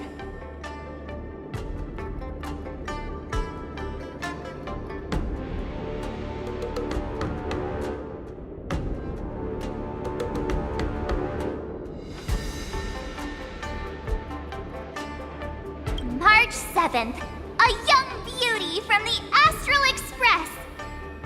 All right, when people ask you, you might as well tell them this loud and clear. I see you are both quite relaxed. Impressive, given the imminent danger you face. Miss Yunli's contestant information was registered for the war dance a long time ago. However, as a last-minute entry, the Skyfaring Commission has taken care of the necessary procedures for you, Miss March 7th. Please, follow this path. The contestant hall is just up ahead. Thank you, Miss Shikwe. Come, let's take a look around the contestant hall.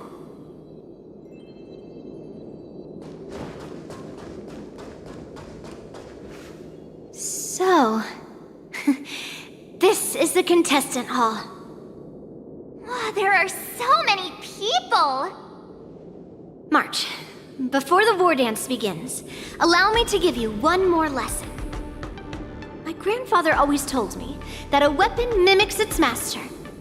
That means that a person's weapon will reflect their habits and personality. You've seen me wield old metal before, haven't you? Tell me, what did you observe from that?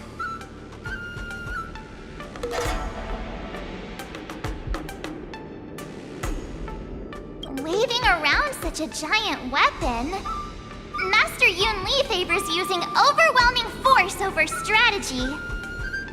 You're not wrong. My battle style has always been simple and effective.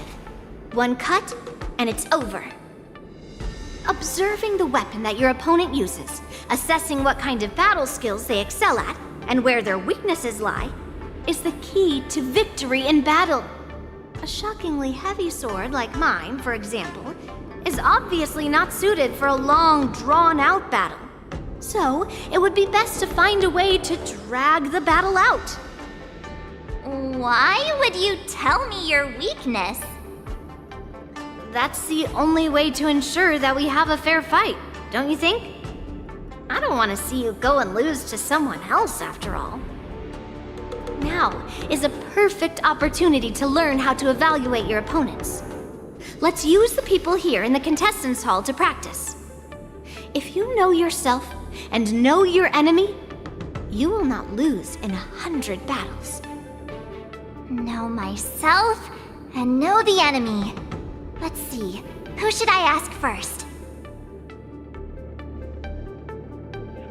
The Thalassaway in Sumosu Fishing Society. Ugh. I am not used to wearing clothes like this at all. Oh! You're March 7th! The stand-in for Lieutenant Yanqing, correct? That's right. And you are? As you can see, I am the journalist entrusted with interviewing contestants on site. I see the Skyfaring Commission has really gone all out as the host. Interesting. That's right. A big event like this just can't go ahead without a few of us running around. Since the competition is getting started, could I ask you some questions that are on my mind?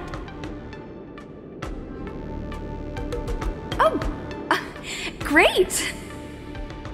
First, the question that is on everyone's minds. Lieutenant Yanqing is not appearing in today's war dance. This is just gossip from unreliable sources, but I hear that Lieutenant Yanqing is seriously injured. Is this true?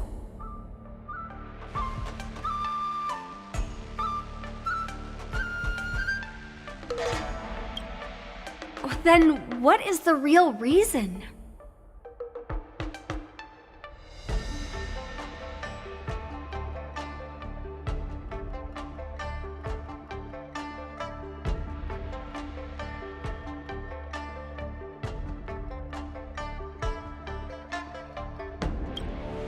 Seriously? Alright. I understand.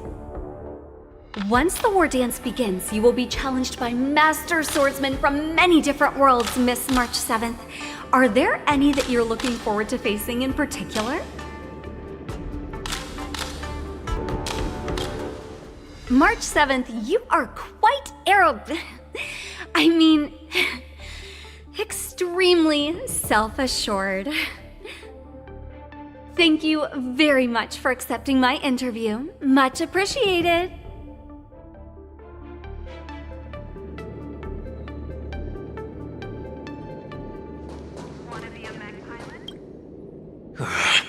I came here because I wanted to meet the great Lieutenant Yanqing I've heard so much about, and finally cross blades with him myself. Who would have imagined that he would take a disciple and have her be the ringmaster in his place? This is no more than running away from a fight, and is a great dishonor to the Yao Qing. This last-minute replacement, March 7th, who exactly is she?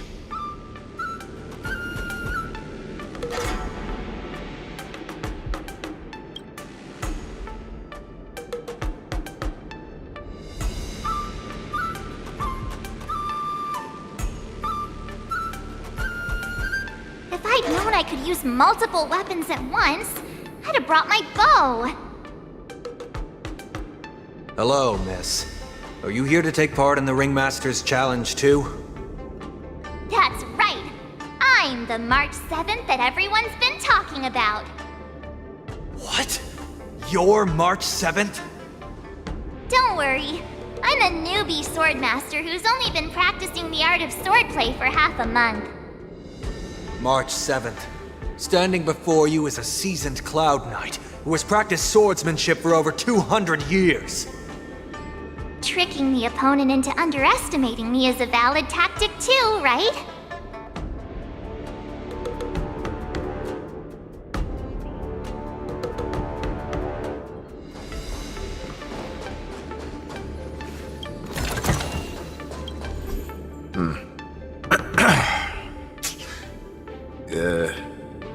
Was there something you wanted to ask me?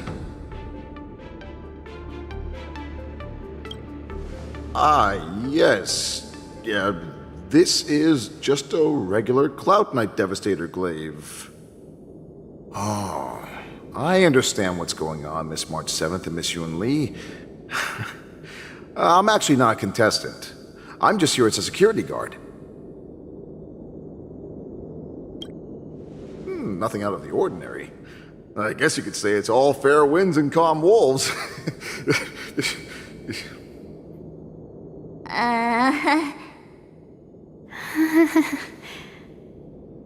Another awkward pause. I knew it. Did you get it? Wolves sounds like waves. It's a funny pun. He's actually explaining his joke. Making things awkward really is my weakness. There are still many guests arriving here. Please be cautious. Understood. The first round of the war dance is about to begin. Are you feeling okay, March? Me? I'm fine. As soon as I saw all these people gathered here, I suddenly felt weirdly relaxed. Looking at these contestants, I suddenly feel a lot calmer for some reason. I understand why you wanted me to know myself and know my enemy. I don't feel as nervous as I did before.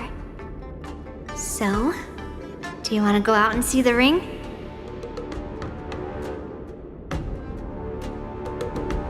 Very well. Go and get your intel.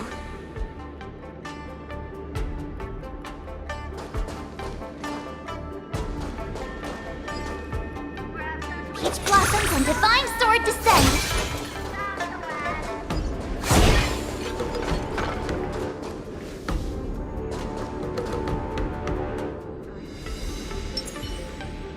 A little something for everyone.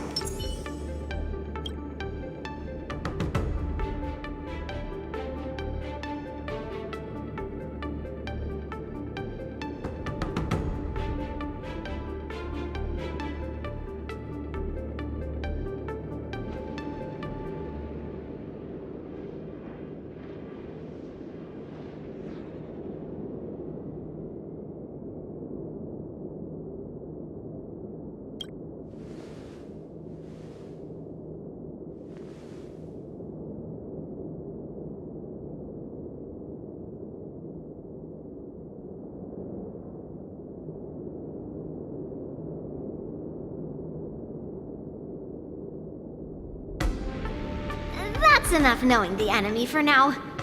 Come on, I want to see what the ring looks like.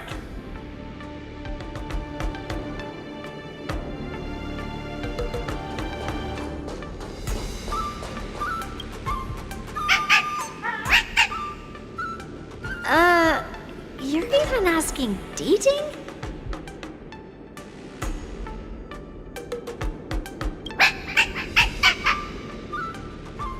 It's saying, I am not a contestant. Got it. Well, looks like she's done with her questions. That's enough knowing the enemy for now. Come on, I want to see what the ring looks like.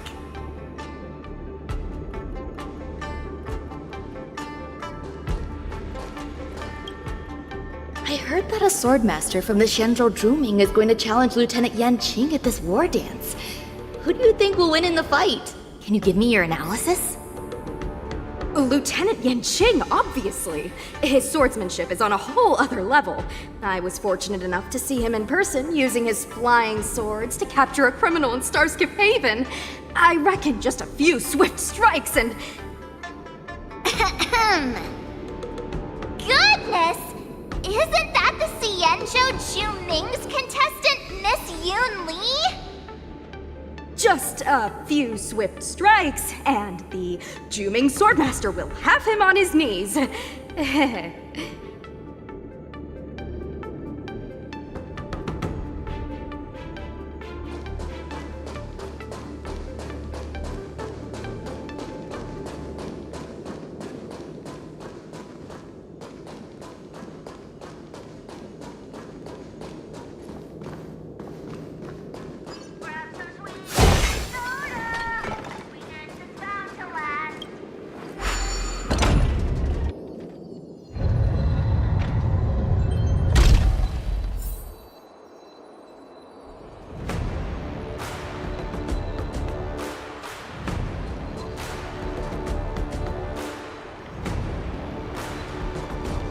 Walk through here, we'll be able to see the War Dance's official venue.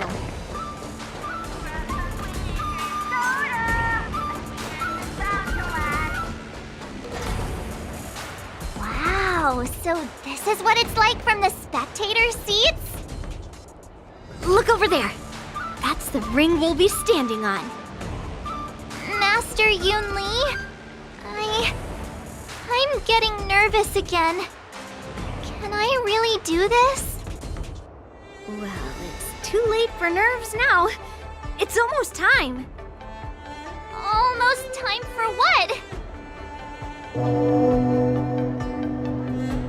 As soon as I think about the mission General Huaiyan gave me, my heart starts racing like crazy. What do I do, Master Yun Li? It's when it stops beating that we need to worry. Just take in the atmosphere and prepare yourself. I have to leave for a moment and do some inspections around the ship. This was also part of Grandpa's orders. I wonder how Master Yanqing is doing over there. Hey, focus.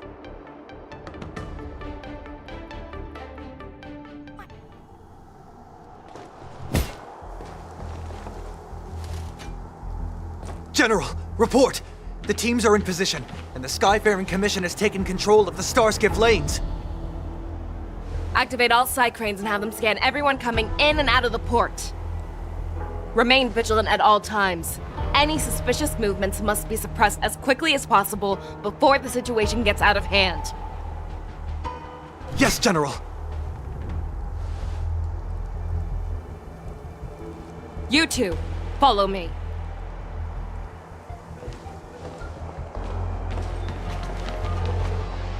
Moza's signal's nearby, but we lost contact just a moment ago. Could that mean... He will be fine. Cloud Knights, search for the target.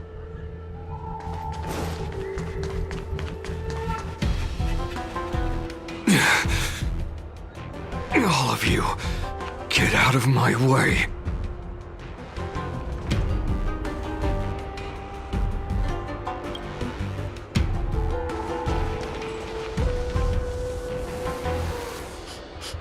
Wait. Don't go any closer. General, I failed you. That mad dog left me here as...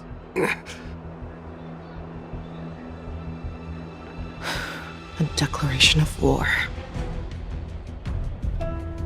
That's right. I've been holding back the urge to slit his throat all this time. Well, Lord Hule ordered us to remain here, just to see. If you, the great Merlin's Claw, mortal enemy of the Borisin, are able to join him in a little hunting game. Hunting is not a game. It is a battle of life and death. Are you ready for your death, abomination? Die, you lovely bitch! Die! Save your breath! Stand still. Time to say bye. Boom. Destined for oblivion. I weep for the departed.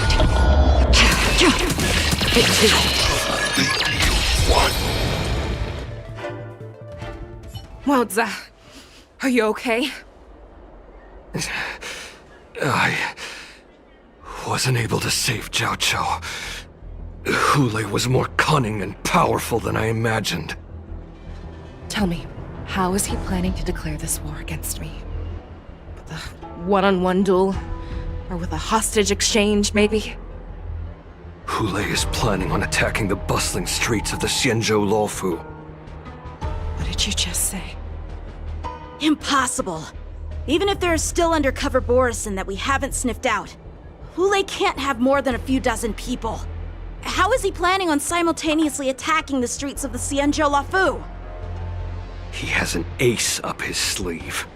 Hule's body holds a plague mark passed down through generations of Borisin.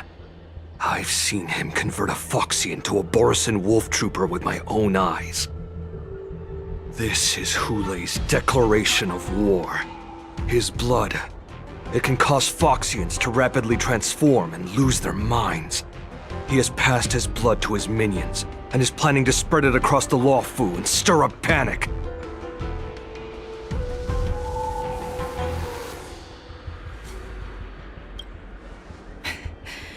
He wants to encircle us in one fell swoop.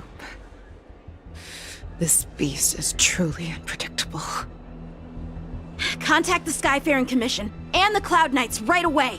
Have them enforce a traffic ban and order all Foxians to remain indoors until further notice. The moment you see your enemy's declaration of war, it means that they have already begun to take action. But if Hule succeeds in getting this panic to spread... Do you remember what I told you before? Hunting is about thinking the same way as your prey, not just mindlessly chasing after them. What Hulei wants is to see everyone on the Luofu descend into panic. He wants to see us lose our minds and waste our limited manpower scouring every inch of the Luofu for signs of an attack until we exhaust ourselves. It's like that party game that the people of the Yaoqing love to play. They hide an object under one of several bowls, then move the bowls around and have you guess which one the object is underneath. The way I see it, this is all nothing more than misdirection. No matter what Hulei does, there is one truth that cannot be changed. He is trapped aboard the Xianzhou Luofu. The only way for him to escape is to find a ship.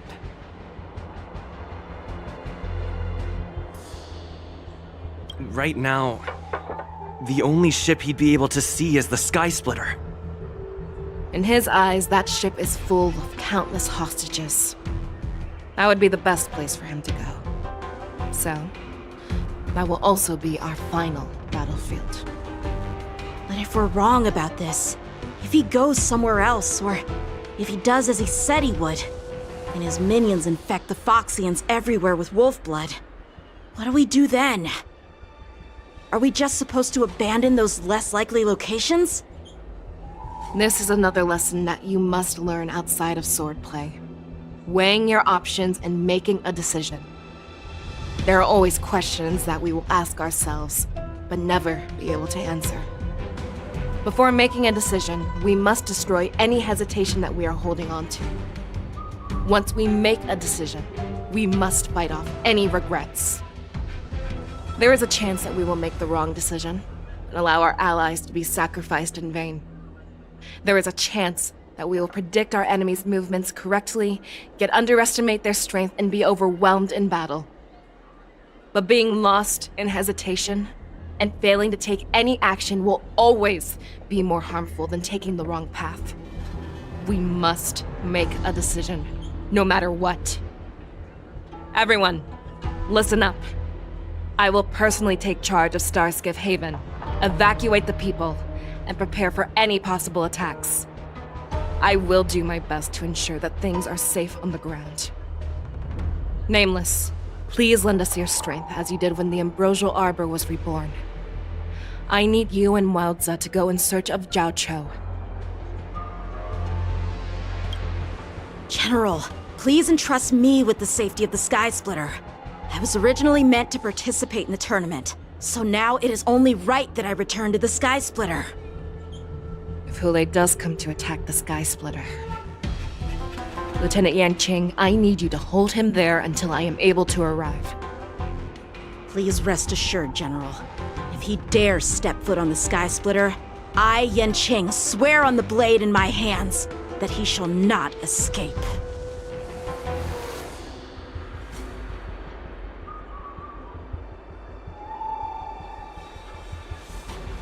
Cloud Knights! The Borsen have arrogantly decided to challenge us on Xianzhou territory. They vow that they will unleash a bloodbath along the streets of the Xianzhou. The unarmed civilians of the Xianzhou and countless visitors from afar are under our protection. Let me ask you, as Cloud Knights, will we allow the Borsen to succeed with their plan? Be on your guard.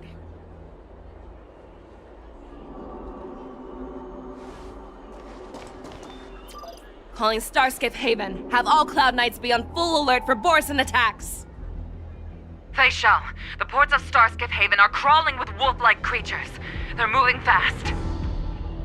Hold them back! I will be there immediately!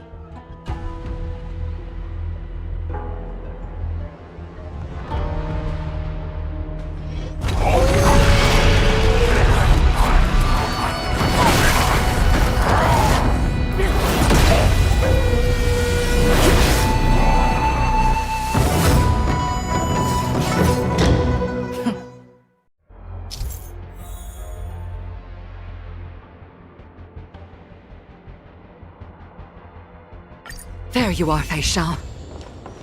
Madam Yukong! After 30 years, we find ourselves...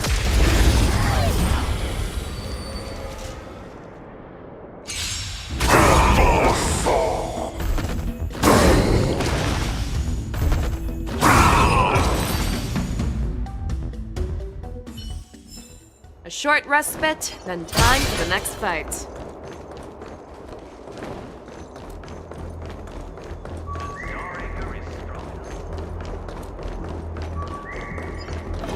Let's see.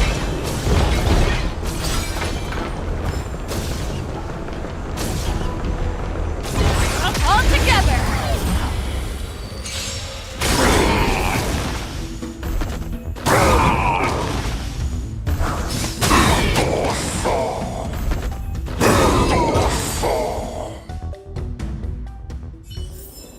A short respite, then time for the next fight.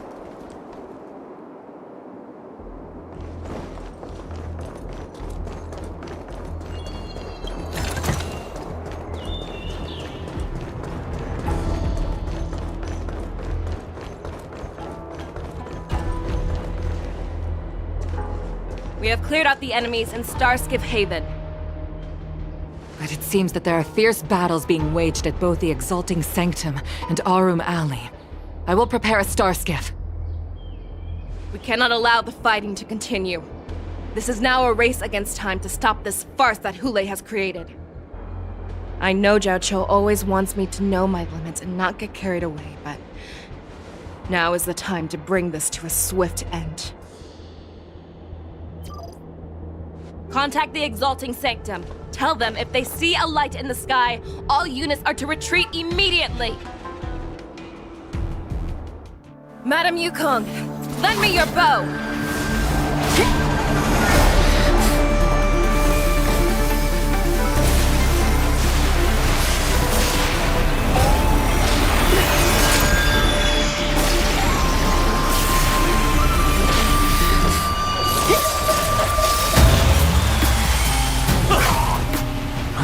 What's that? Everyone, out of the way!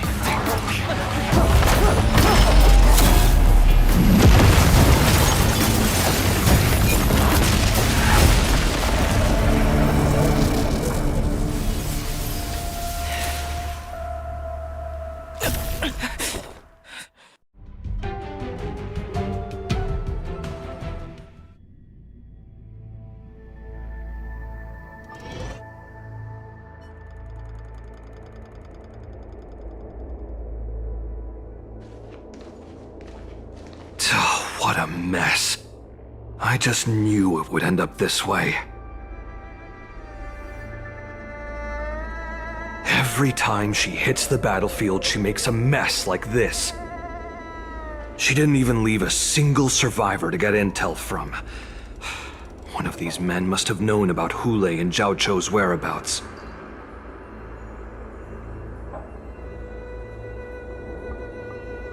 He has to be.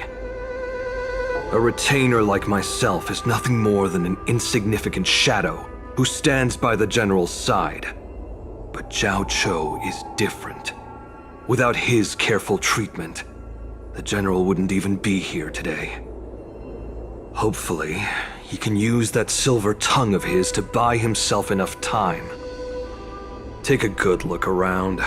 If you can find one or two Borisin that aren't dead yet, let me know.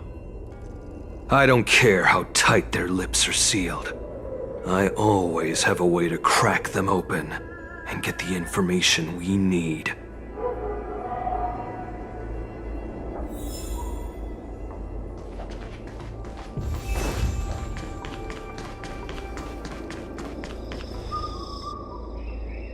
What a terrifying attack. Who could have imagined that such astonishing strength would lie in the hands of a Foxian war slave? So decisive, so brutal. She is more like a descendant of Duran than we who have fallen to our current state. No wonder the warhead has his eyes on her.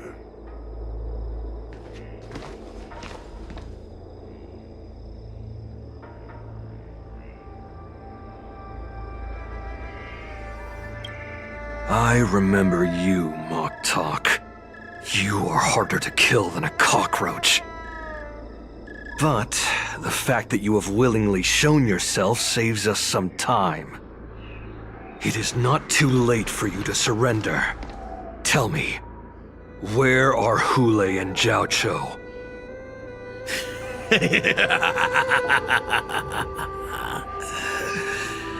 Save your energy, Yao Qing monkey. If there is one principle that we beasts know well, it is that we might have to break off an arm to break free from a cage. Today, I will be that arm. I lived as a hunter for many years, yet I have only followed the warhead for this recent, brief period. However, his existence has brought light back to our once blind eyes, like the moon of Verdantia. He has shown me the way.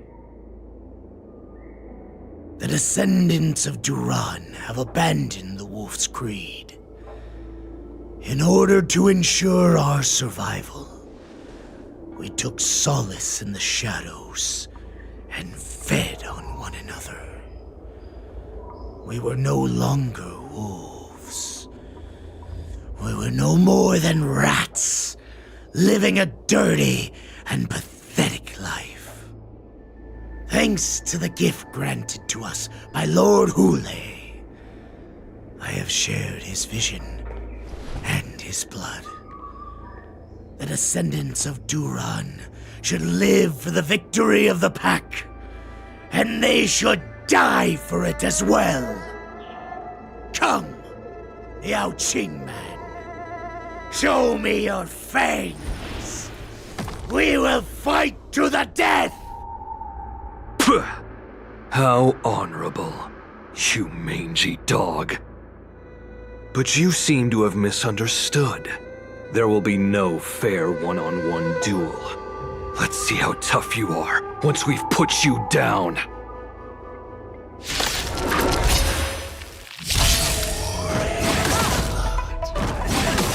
It boils in my veins.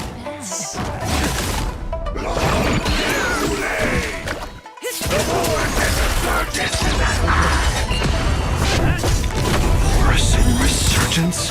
I weep with the punch. You think you can still pillage and murder freely as you did 1,000 years before? Fight!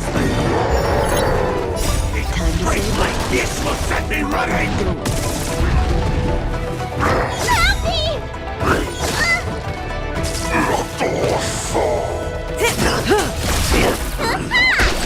Stand still. I must hold on.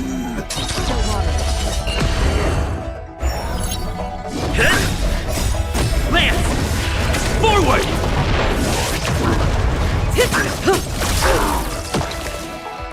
Borisin resurgence shall come. No matter how heroic your sacrifice, there is no honor in your battles or deaths, Borisin. It seems that Moktok got what he wished for. Hule, your declaration of war is over.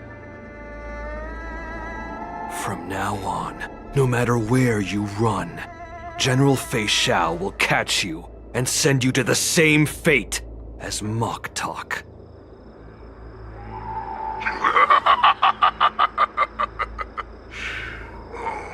Your tongue is sharper than your claws.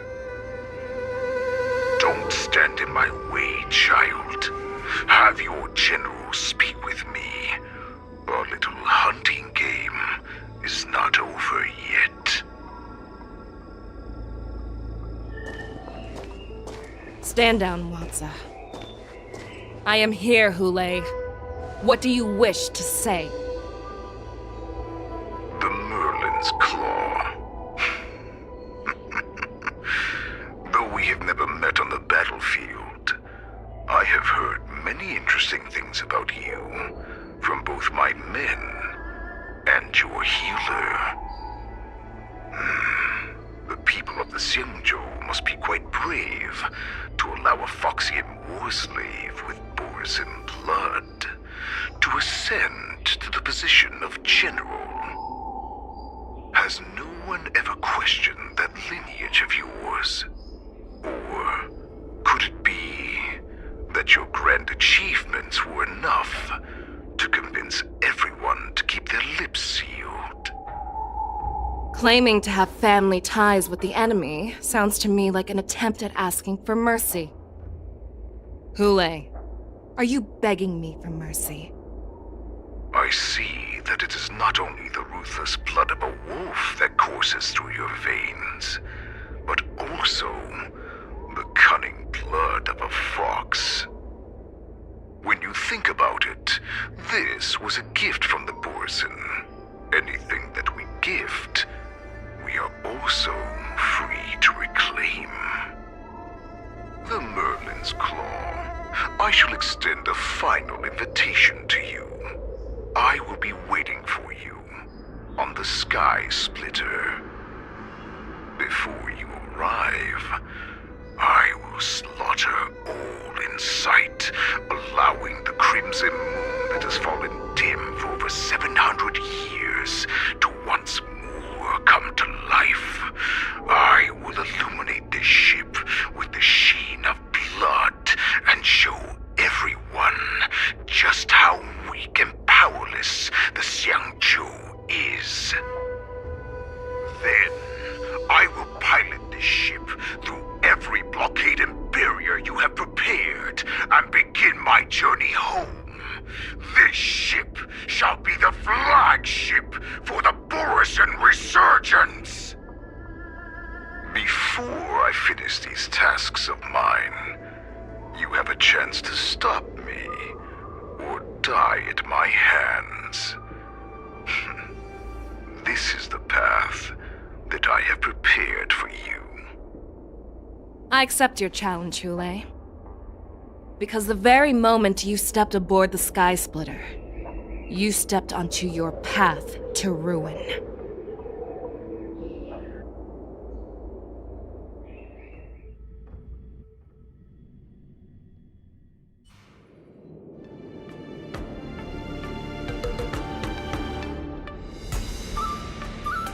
I'm entrusting you not only with the honor of the ring, but also with the security of the Sky Splitter. That's easy for my grandfather to say. But this mission doesn't seem so simple anymore. The first round of the tournament is about to begin. I wonder how Yanqing and the others are doing. According to the plan, I should seek out the Cloud Knight soldiers aboard the Sky Splitter and see if they've discovered anything. Maybe I should take a moment to meet with March before the tournament starts. March is in the contestants' lounge right now. I wonder how her preparations are coming along.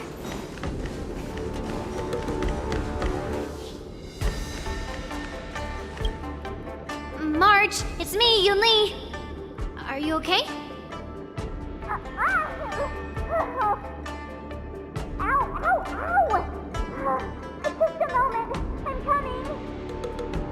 Ugh, she's still a nervous wreck. You still seem nervous. I wasn't this nervous before. It's just being alone in this lounge, I can't stop thinking about everything. I mean, not only are we taking part in the war dance, but we have such an important mission to carry out as well. March, calm down. Don't worry about your mission. You have me here too, right? I know my grandfather said that you must represent the Luofu as the ringmaster. But don't let that intimidate you. Ask yourself, you are a nameless of the Astral Express. You have always been free to come and go as you please. So why did you board the Sky Splitter with me when my grandfather gave us this mission? Why? Because I also want the war dance to go smoothly. For us Nameless, even though we're just visitors at every stop, it was here that I met my two masters and made many new friends. I want the war dance to go ahead without any problems, for everyone's sake. Good answer. The tournament is about to begin, so I must go carry out the mission that Grandpa gave me. March, may your blade be sharp and your victory glorious. Thank you, Master Yunli. According to Grandpa's plan, I should seek out the Cloud Knight soldiers aboard the Sky Splitter and see if there have been any new developments.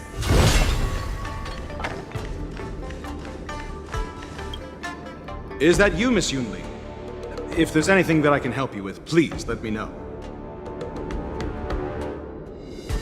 The Cloud Knights are all in position, following General Huaiyan's orders.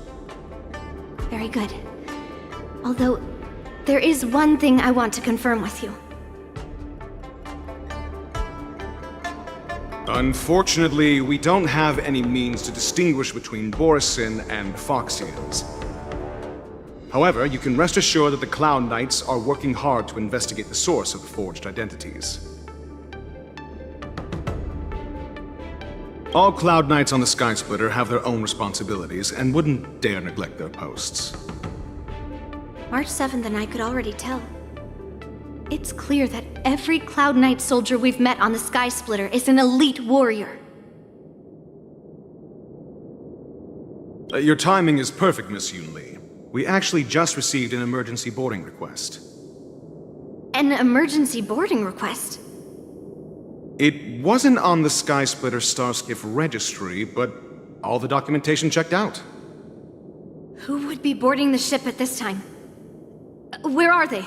I'll go check it out. The Starskiff is using the contestant docking bay. Would you like me to lead the way? No need. You have your own duties to take care of. I will be fine by myself.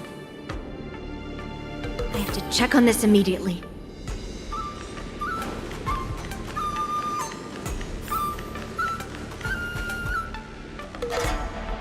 Routine inspection! All passengers, please prepare for an inspection. So this is the suspicious Starskiff. Where did the passengers go? I'm going to count down from 10. If you do not come out, I will destroy the ship. 10, 9, 8, 7, 6, 5, 4. Time is running out. 3, 2, 1. Wait a second.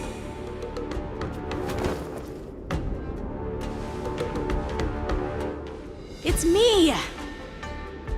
It's just a routine inspection.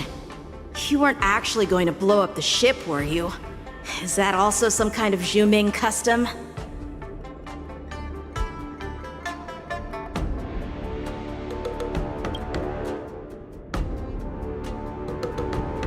Wait! Even though the Borisin can disguise themselves, they can't turn into someone as short as me. Put your sword away. Didn't little Yanqing claim he was going to give up being the ringmaster and go on the hunt instead? Help shoulder the general's burdens? The Borisin on the ground suddenly launched an attack.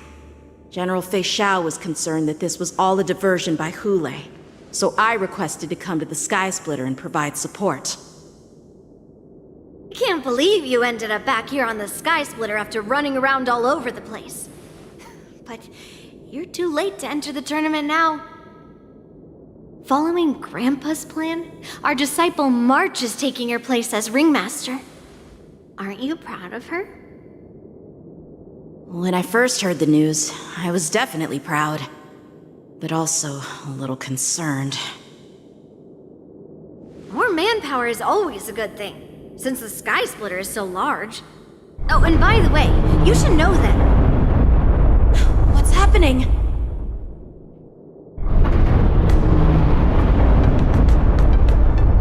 Does it feel like the Sky Splitter has slowed down? Could it be... with me. We need to check the engine room. It's the heart of the ship, so we need to prioritize its safety.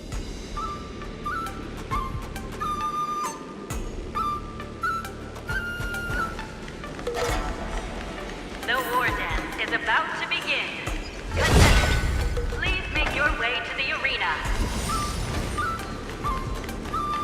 The engine room is just up ahead. Let's go. Intercepting sword technique.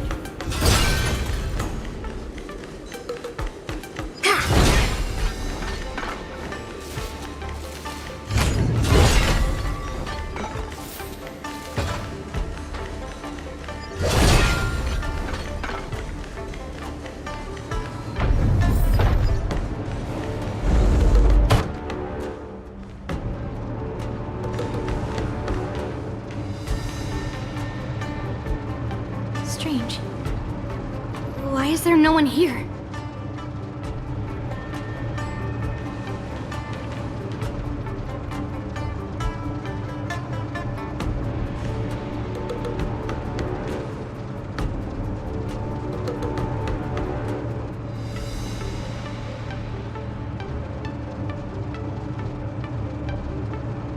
The Cloud Knights. They're over here.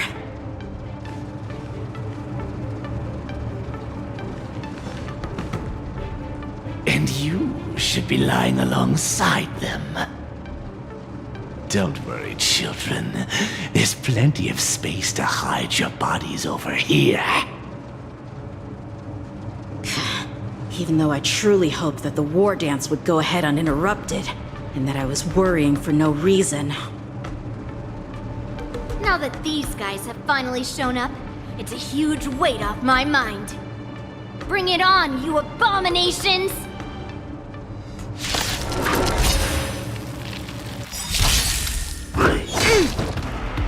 Right on time. Yes, you! Not bad. Right on time. Yes, you! Stand still. Time to say bye. Boom. Mountains fall! I weep for the departed. It too shall fall. If we found 2 wolves in the engine room, that means that even more abominations have infiltrated other areas. Hule is already aboard the Sky Splitter! There's no time to talk about this. The war dance has already started. If my guess is correct, the Borisin will most likely use the ceremony to begin their slaughter. Let's go. We need to get to the war dance ring.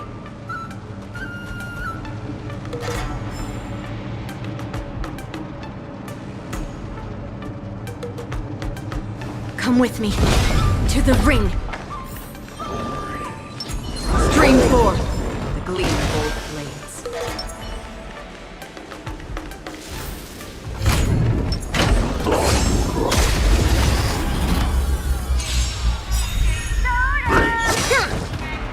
Right on time. Right on time. What is your prescription? Relax. I weep for the departed. It too shall fall. Another blood debt repaid. This way. We're not too late.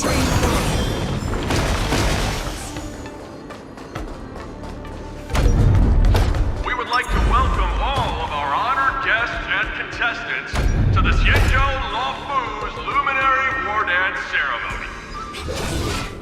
We would like to welcome all of our honored guests and contestants to the Xianzhou Luofu's Luminary War Dance Ceremony. Before we get the first round underway, our organizing committee would like to introduce you all to a host known throughout the cosmos, Mr. Albert. He is here today as our special guest host.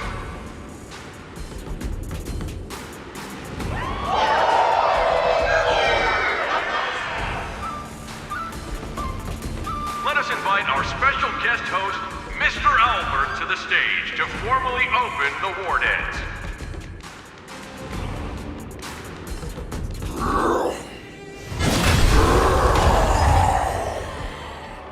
Your war dance ends here.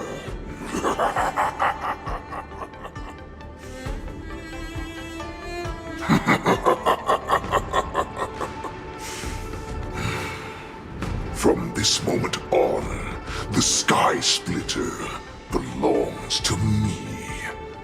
And for you, dear spectators, I have prepared a true fight to the death. Now, run for your lives! My apologies. The spectators that you were expecting aren't here. Everyone here actually came to see you. Cloud Knight, prepare for battle! Xianzhou swords! Cloud Knight roars! Xianzhou swords! Cloud Knight roars! Xianzhou swords! Cloud Knight roars! Xianzhou swords! Cloud Knight roars!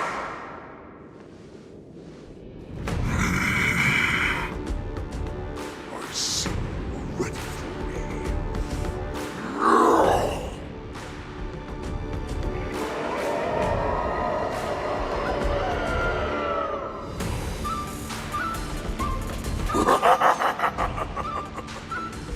That's fine too. Since you have all prepared for your deaths, come, give me all you've got. Entertain me.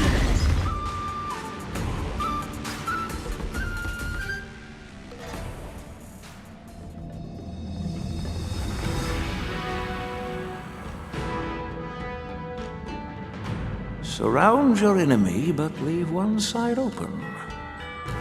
This is your strategy for ensuring that the war dance will be able to be held as usual? Precisely. When Hule escaped, we should have cancelled the war dance immediately. No one can predict where a wild beast like him will attack. Yet festivals and celebrations like this are likely to become targets. However, preparations for the war dance were in the works for so long, I couldn't bear to announce its cancellation. So I thought, if the show must go on, then let it go on. But that doesn't mean that the war dance we hold today has to be the real event. All we need to do is swap all the spectators and contestants aboard the ship with Cloud Knight soldiers, and the Sky Splitter, soaring high above, will become the ultimate battleground for our hunt. But what do we do if Hule is not planning to attack the war dance? Then we just need to draw his attention to the Sky Splitter. We'll have the Skyfaring Commission clear all transport lanes and cut down Starskiff traffic. Then, when the time comes, there will be only one ship in the sky, and he will have no reason not to attack. General Fei Xiao will be in charge of scaring the wolves and cutting off their other means of escape, making him think that this will be his best way out. Given that the Borisin already have insiders on the Law Fu, I will be in charge of putting pressure on them, making them focus solely on keeping themselves safe. Very good.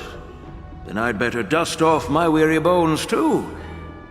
I will go with the Skyfaring Commission to guard the Jade Gate and ensure that things do not spiral out of control.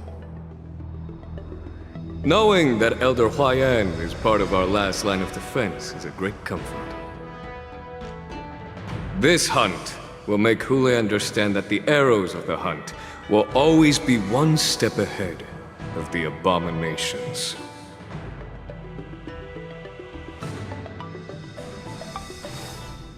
That jolt just now. What's going on? It feels like the entire ship has started to slow down. Borisin must have actually infiltrated the Sky Splitter. Based on General Huayan's orders, it's time for me to take action.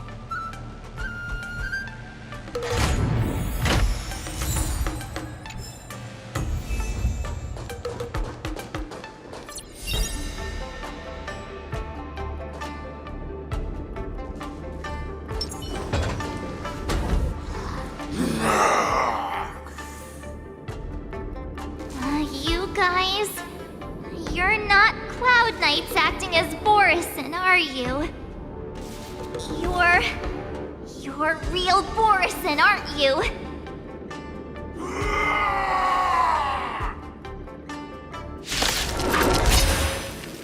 Oh, looks like the General's arrangements are finally coming in handy. I need to find Yunli and the others as soon as possible. Time to say bye. Boom. Destined for oblivion. I weep for the departed. It too shall fall. The plan said that if Hule appears, the Cloud Knights will assemble and do everything they can to suppress him. Master Yunli, where are you? March, I'm below the ring. Stream forth. Gleam. The hall below the ring. I remember.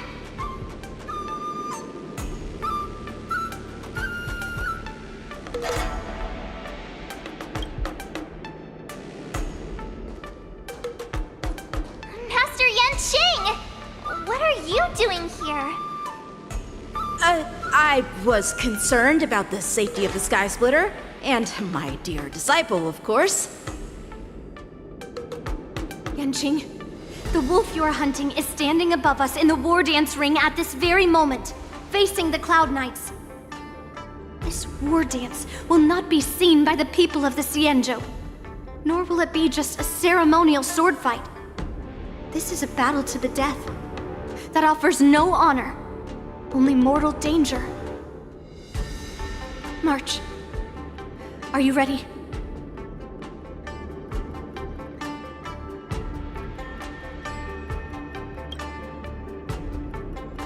Please. I am March 7th, a sword master who will represent the Luofu in glorious battle. Yunli, Miss March, may your blades be sharp, and your victories glorious. May your blades be sharp, and your victories glorious. May your blades... Ah, forget it. Let's go and make this a quick victory.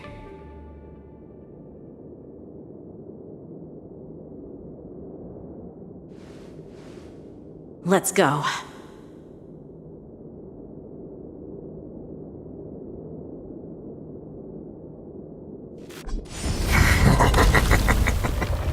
So feeble. Such weakness is truly pathetic.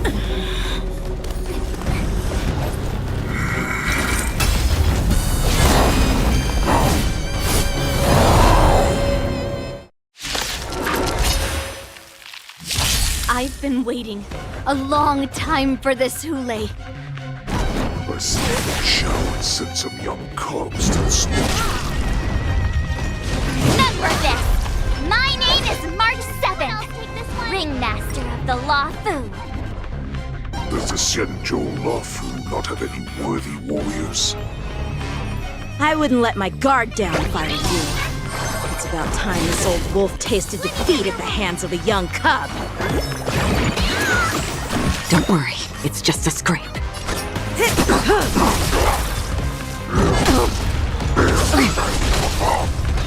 You think a little ambush is enough to defeat me?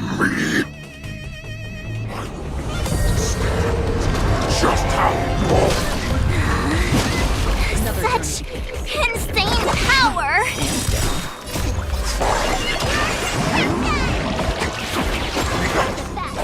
Good times. Time to say bye. Finally arrives!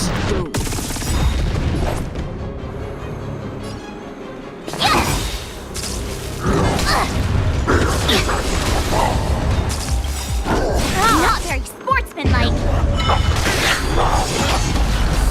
I weep for the departed.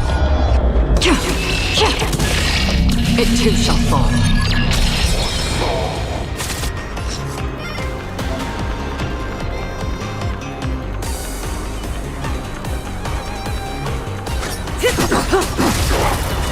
Need a doctor? Relax. Time to show you what Azure Dragon, White Tiger, less carbs, watch this! Awesome! Now watch this! Free will, or was it fate destined for oblivion?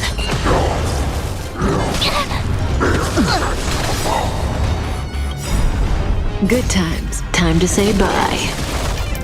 Boom.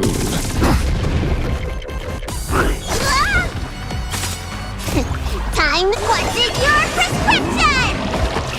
Don't worry, it's May just as well a kill them all.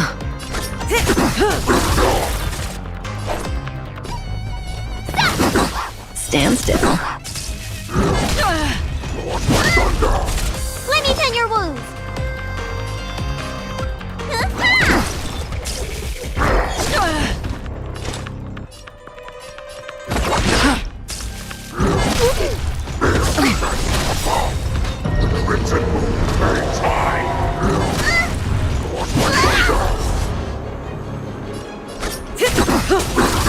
Time to show you what I can really. Azure Dragon, White Tiger, less carbs, watch this! Relax. Oh, I get it! I weep for the departed. It too shall fall. Good times. Time to say bye. Boom. What's in your prescription? You're the best.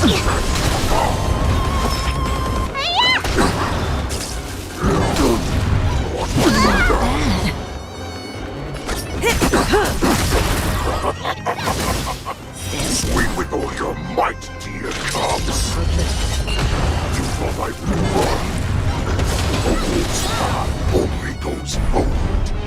Running is never an option. Time to show you Azure Dragon, White Tiger, less carbs, watch this! Say bye to breathing. Good times. Time to say bye. Boom.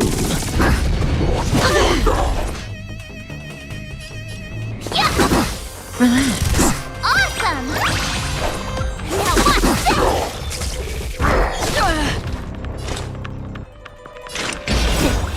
What's in your prescription? Don't worry, it's just a scrape. Still waters of oblivion. I weep for the departed. It too shall fall. Why is the shadow still not here? Born of these cubs. This goes on. They'll all be dead by the time she arrives.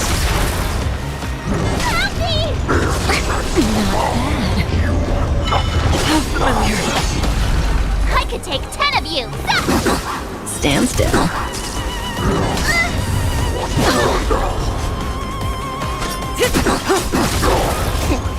What's in your prescription? You're the best! Relax. Free will, or was it fate destined for oblivion? Good times. Time to say bye. Boom. Oh, I get it!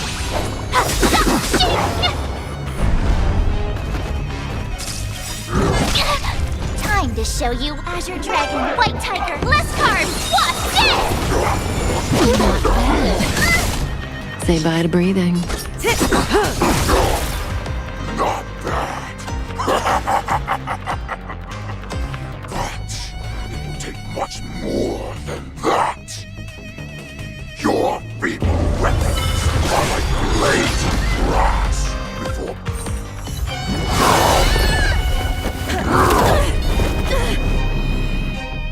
I've had enough.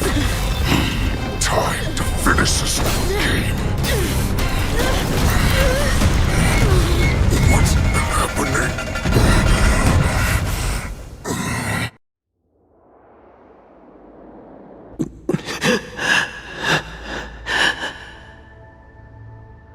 Secrets are a weapon that a hunter cannot live without.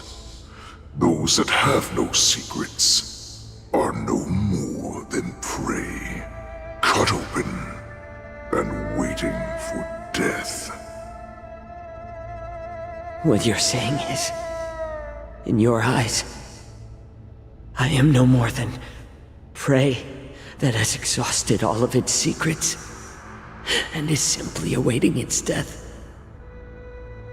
Do you think you have some other escape route? Oh, Xianzhou, I have already peeled back your disguises and defenses, layer by layer.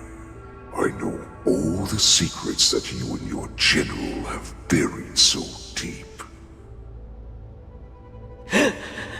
But you have told me all of your secrets too, Warhead.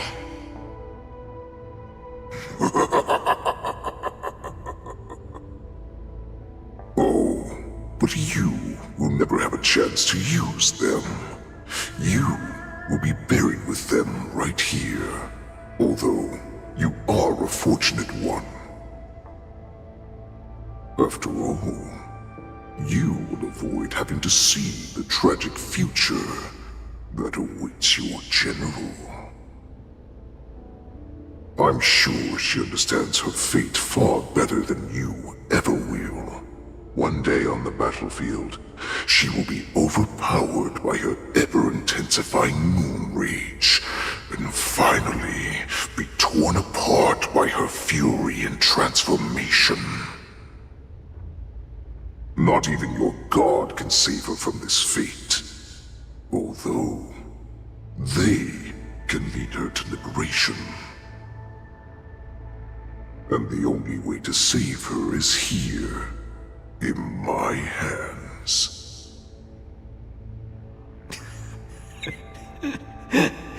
Are you the healer? Or am I? Are you really that certain of your own judgment? I must leave, Foxian. But before I go, you know what I must do, don't you? Drink blood wine. I hear it is a Borisin custom to kill prisoners and drink their blood before battle to stir up their madness. You really did put hard work into researching us. It is a shame that this is where your journey ends.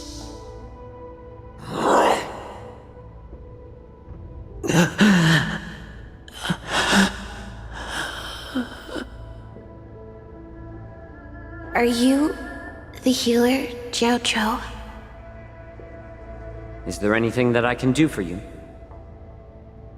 I heard that you saved me. There's no need to thank me. If you're a healer, can you cure my moon rage? And what if I can? Do I just sit back and watch as you head back out to die in battle?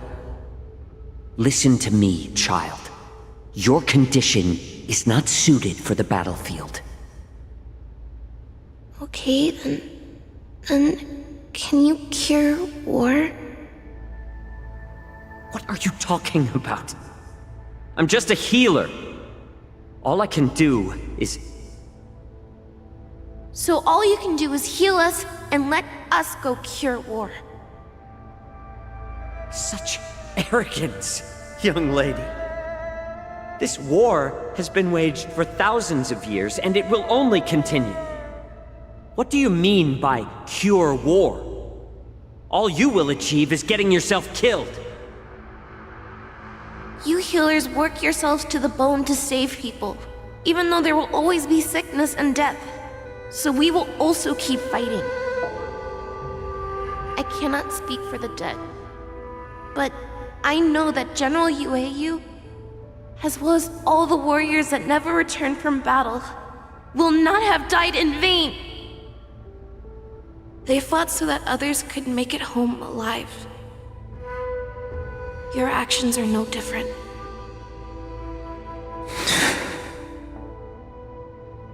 Xianzhou, this is an order. Cure me!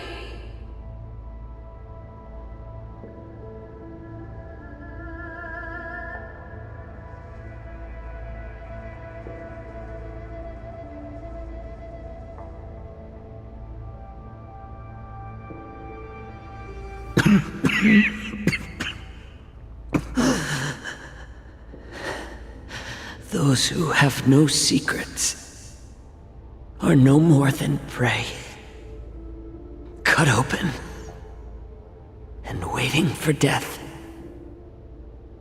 Enjoy the taste of my fresh blood, Hulei. Unfortunately, I am not a man without secrets. I still have one little secret hidden up my sleeve. Tumble dust. I drank it a while ago, and the poison is already flowing through my veins. Sooner or later, you will begin to feel the effects. If the most lethal poison known to this world is able to save innocent lives, then it can also be called a great medicine. I will do my best to cure you. Xianzhou, I kept my promise at the cost of this insignificant life. Bring victory to the Yaoqing.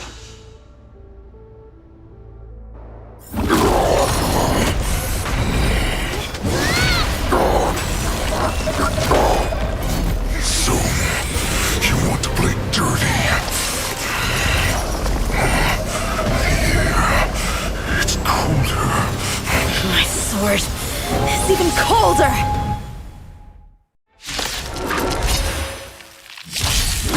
Hulei's movements are slowing down? This is our chance. It's time for us to put this dog down!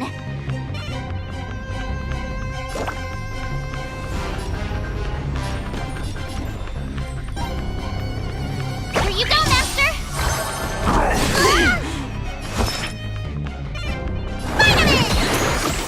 Don't worry, it's just a scrape.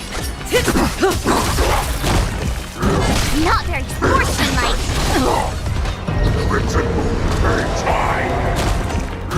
Not bad.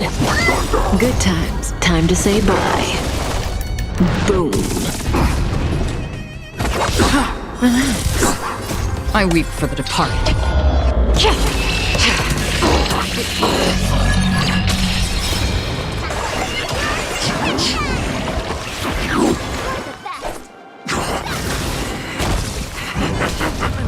A pathetic little poison like this.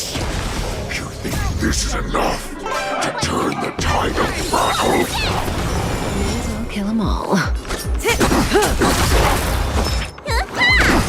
Stand still.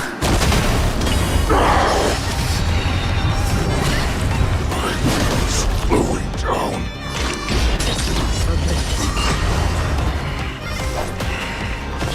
That does not mean you can defeat me.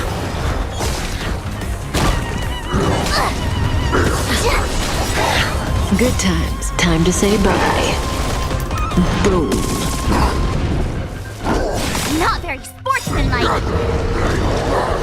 Time to show you what I... Azure Dragon, White Tiger, less carbs! What's this?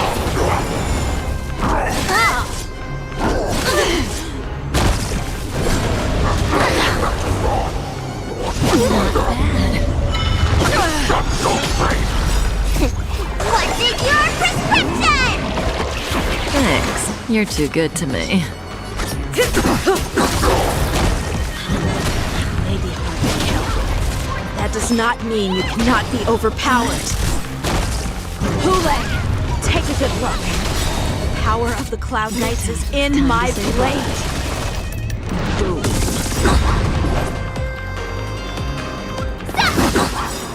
I weep for the departed. It too shall fall.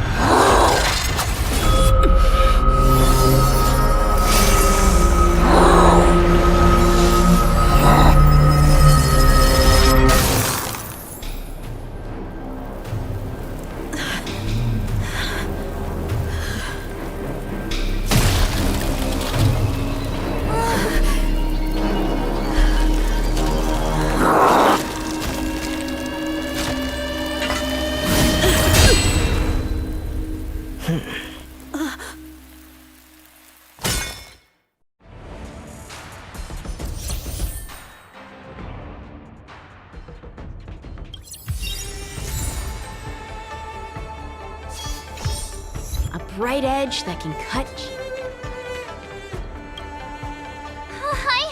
I was so scared. I thought you were a goner there. We're so lucky the General made it in time. Yanqing, that was amazing. The final blow you dealt to Hule. How have I never seen that before?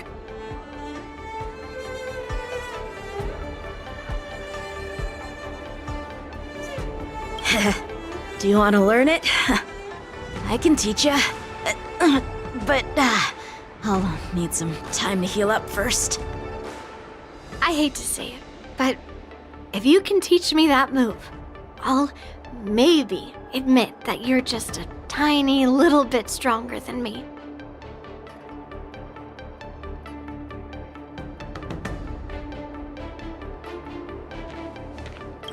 The hunt is finally over.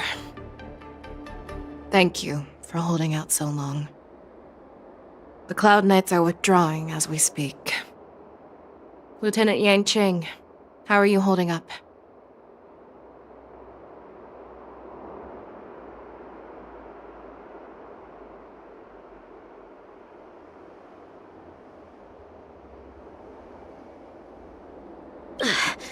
I've never been better.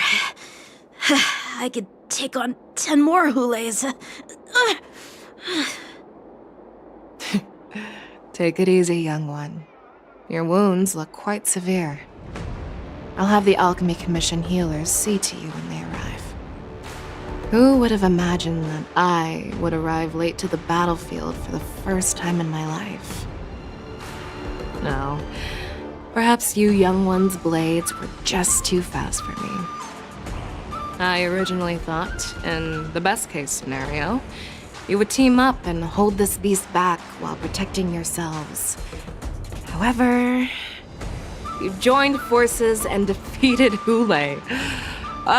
The youth are truly to be feared and respected. Come, we need to lock up Hule once again before anything unexpected happens.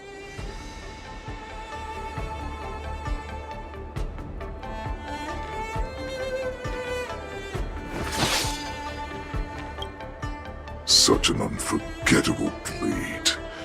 So similar to the one wielded by that woman who defeated me all those years ago. Over 700 years have passed, and I thought I would have a way to overcome it by now. But in the end, my fangs and claws were too slow.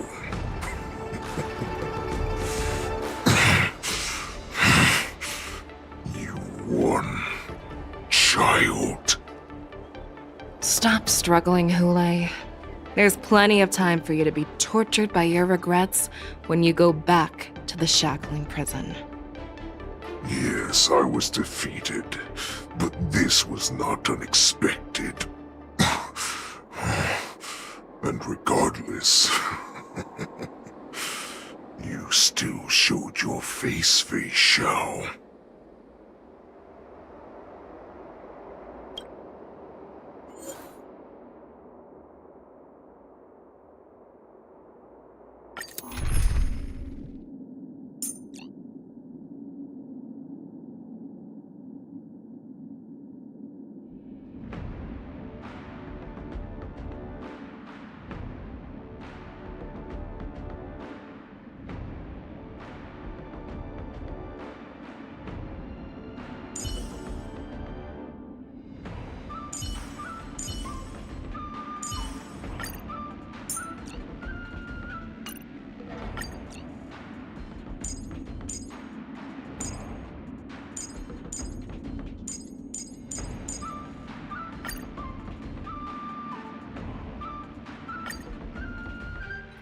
I have looked forward to this for so long. Our little hunting game has finally reached its climax. I told you before, I had a path prepared for you. You've doomed yourselves. As I meet my demise, so shall the entire Xianzhou Lawful. The crimson moon in my chest will make this place shine with blood. I will drive all Foxians to madness in their fear, craving slaughter without end. What now? They shall. This is the heart of the Borisin Warhead, a product of the Plague Mark. I'll leave the next part to you.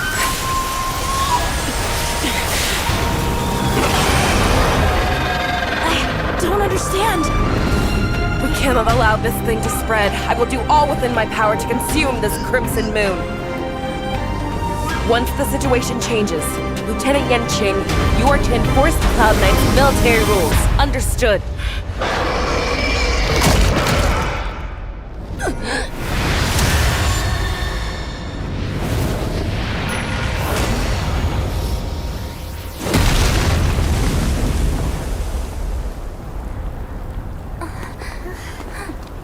General!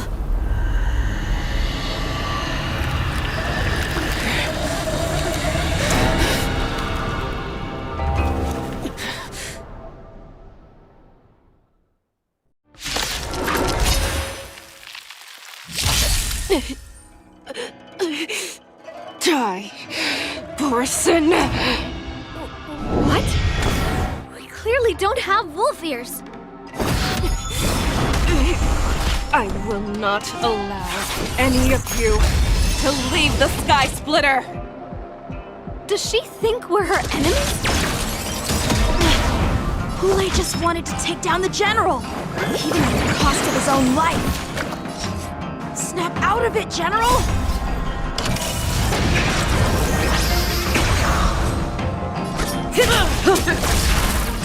Firefly! Stand still. Attack detected! Destined for oblivion. I weep for the departed. It too shall fall.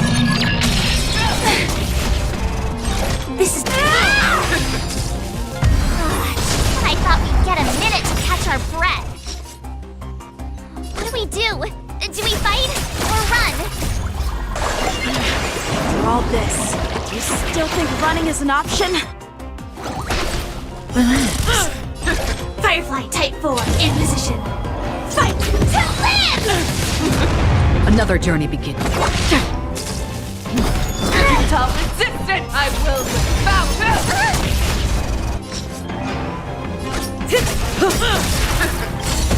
Good times. Time to say bye. Boom. Joining the battle. Stand still.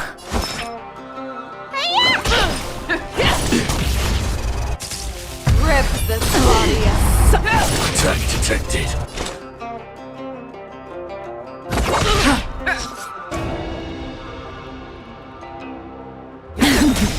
You are not worthy. I weep for the departed. It too shall fall.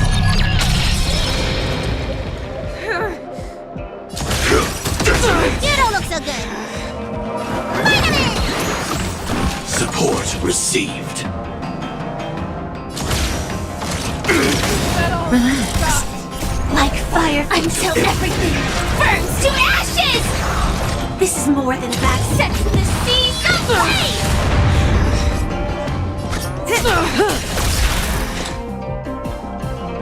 Still waters of oblivion. You cannot bear prey! I will devour you! Stand still. Firefly Type 4, in fight to live!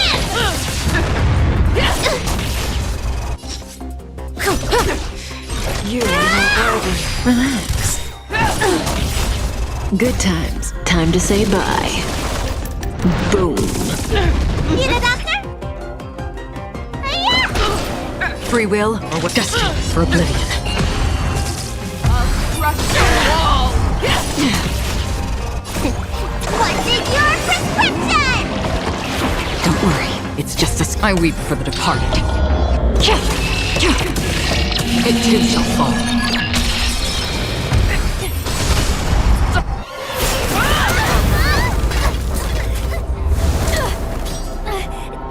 We can't let her get away! But do we stand any chance at all?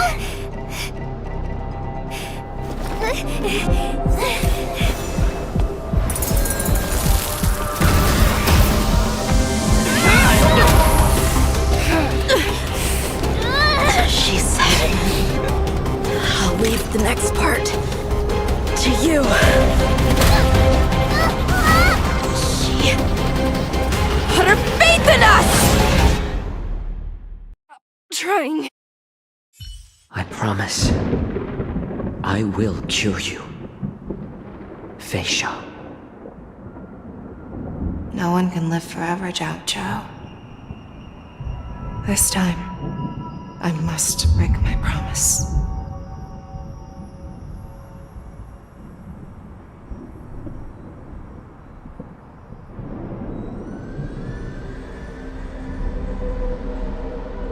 Is this the Sky Splitter? Or somewhere else? Lieutenant Yanqing, you are to enforce the Cloud Knight's military rules. Understood. We can't let her get away!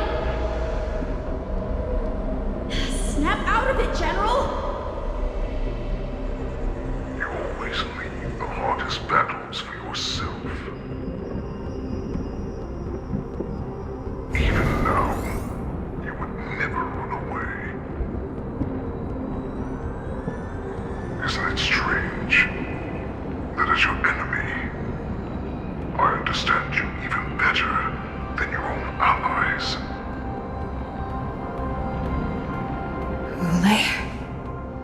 This rage, I remember the taste. I know that it was that victory that it thirsted for. The hunt itself. Isn't that right, Xianzhou?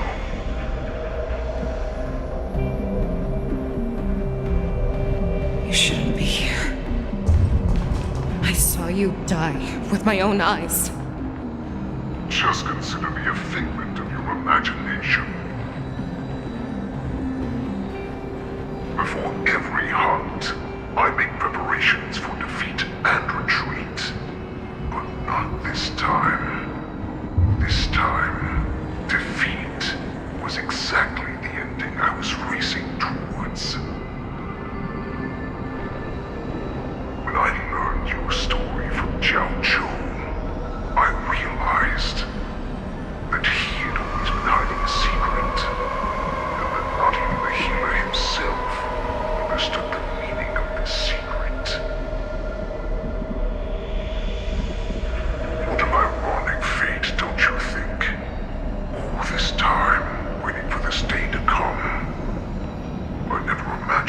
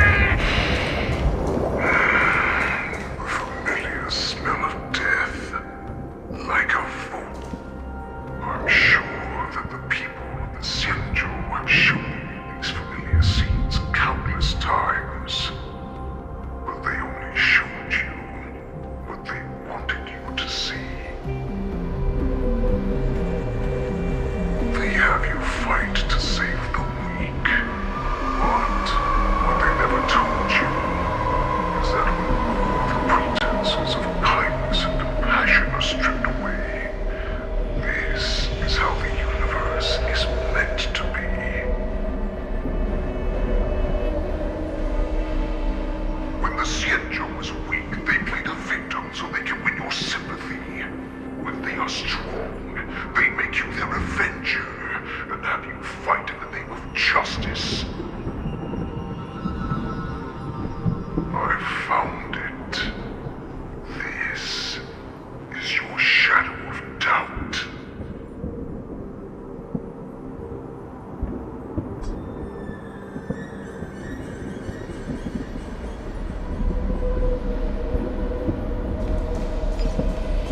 So-called survival of the fittest is nothing but an excuse.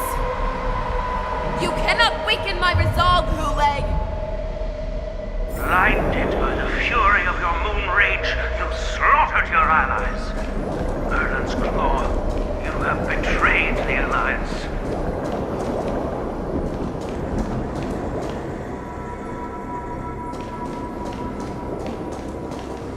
Your actions are no different from those of the abominations we stand against.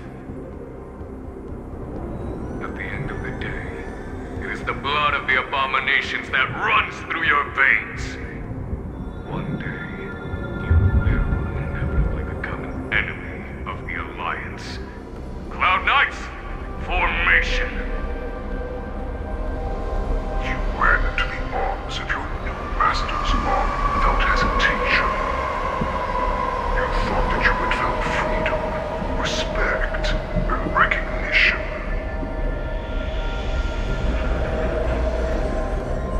But you were wrong.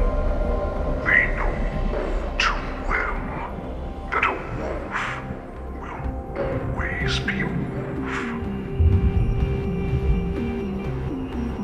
Now your greatest fear is about to come true. You have become an enemy of the Xianzhou.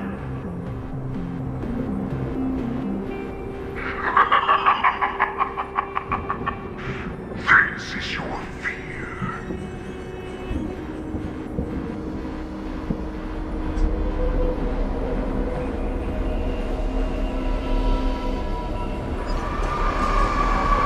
You aim to instill terror within me.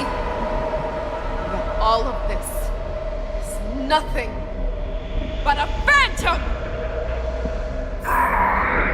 You have returned, Lord Xianzhou. The warhead has returned.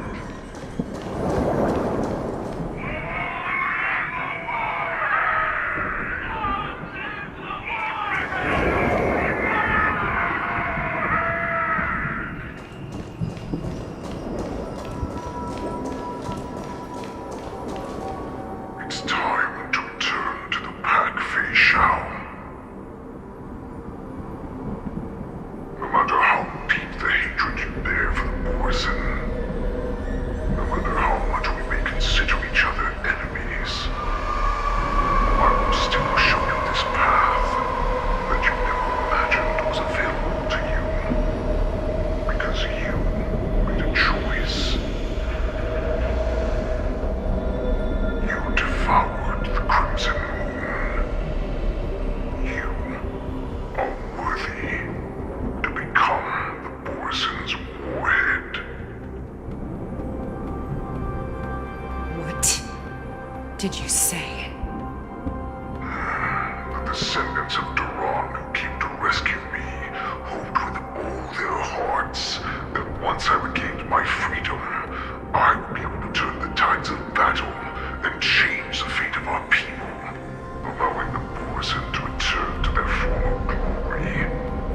But this was just a dream used by someone with ulterior motives to manipulate the Borson.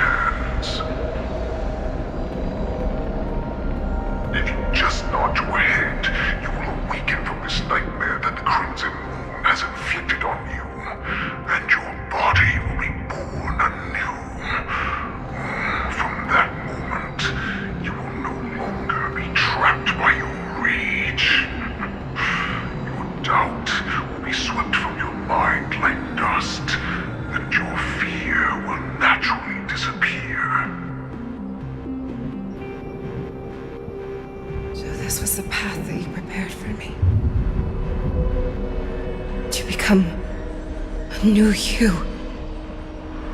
That's right. We are so similar after all. We're both monsters and were born for war. And die for war.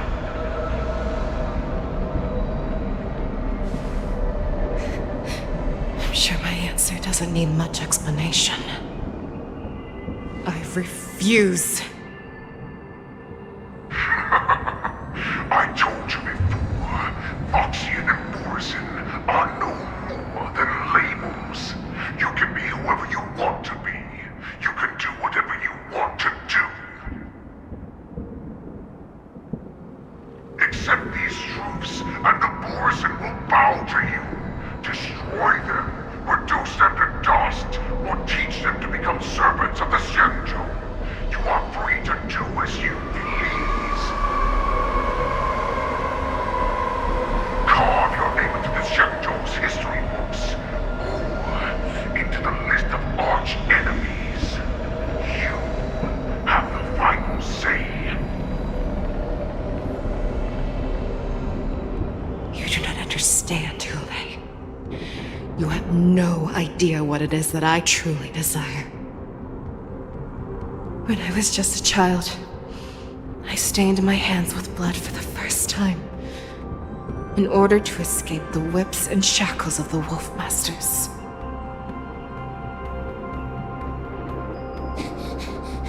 Nirgal, don't stop! Keep running! I can't run anymore. Saran, are they catching up? They're still behind us. Don't stop! Nirgal, look up! Look at that light in the sky! That's a shooting star. It's shining down on us. If we just tell it our wish, we can have our freedom. We will all be able to escape. We'll win our freedom and then share it with our cooler brothers and sisters. So you have to run! Quickly! We can do it! We can escape!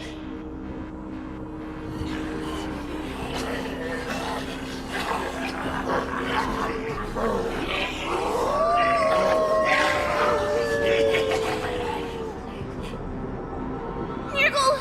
Run with me!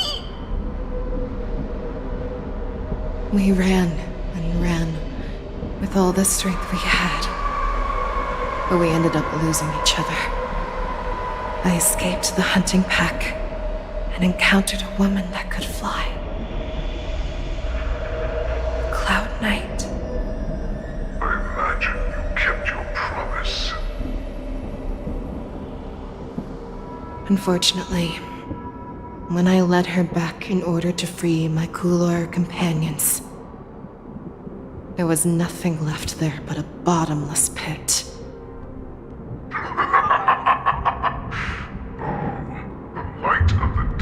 Archer, a star of calamity that strikes the ground and leaves only devastation in its wake.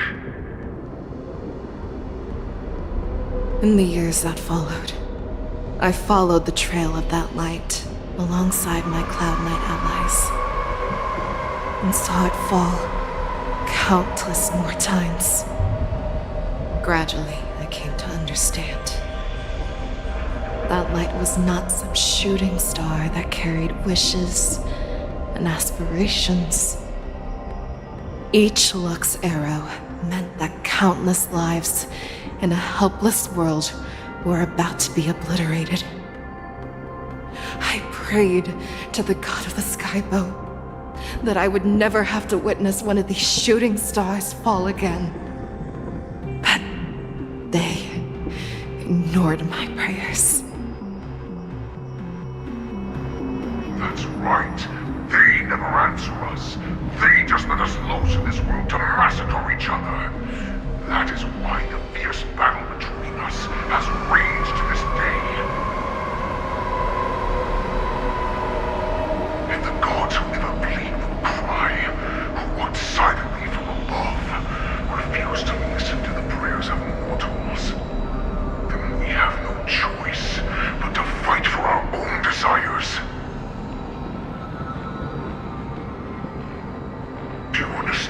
know, Saran. You and I are similar in more ways than you think.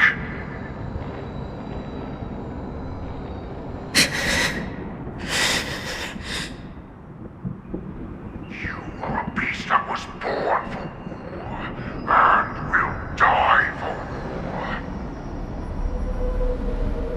Perhaps. So, what is it that you yearn for, Hule? Why is it that you fight? I fight so that I can turn the stars above into a great wilderness for the Borisin to roam. What about you, Saran? I fight so that one day I will never have to witness another shooting star falling to the ground. So that just one more person can live and return to the Yaoqing alongside me. You would resist becoming the person you were supposed to be. Lower yourself from a free wolf to a domesticated fox just for the sake of one person. And then have it your way.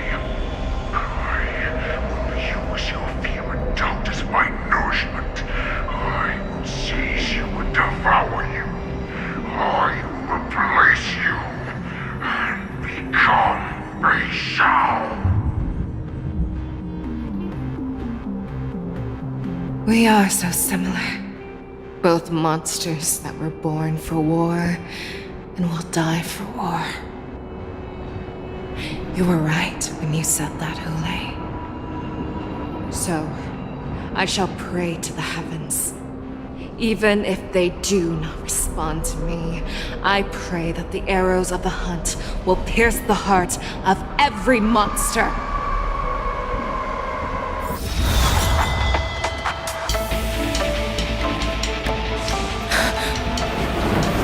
Do you see me, shooting star?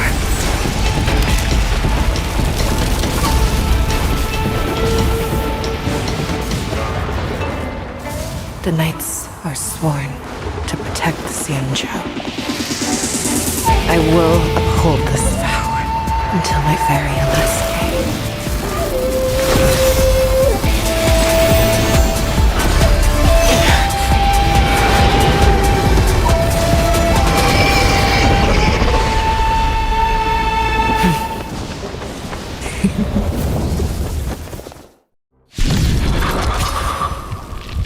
Since the day I was born, besides and tears of blood, and all living creatures have howled and lamented.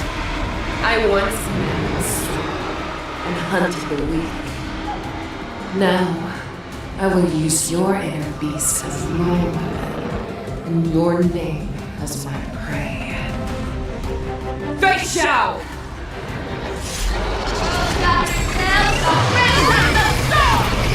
Tear back your disguises and show you how cowardly and powerless you truly are, Hule! A wolf lurks in the heart of every Borisin and Foxy. The moment you grow, it will devour you. Like fire until everything burns to ashes! Fight to live! Need a doctor? Finally! Don't worry, it's just a Recalibrating. destined for oblivion. I swear to me. Forever triumphant! Victory is inevitable! This is more than a battle. Your move, Hule.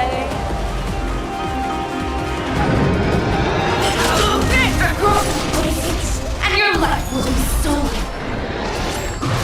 Fight to the death, and you shall live forever! Thank you. I will keep fighting. That won't do. If it wants to devour, it will first have to beg for my mercy!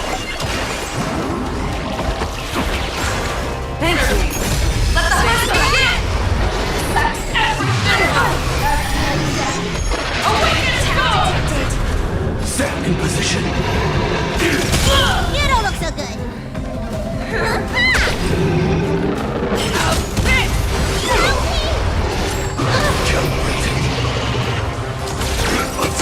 Let me tend your wound. Finally! Support received. Make your move, Hule. Never hesitate! Juice. I swear to you. Forever triumphant! Victory is inevitable! Like fireflies until everything burns to ashes! Fight to live! That won't do. What's in your prescription? Thank you. Stay safe.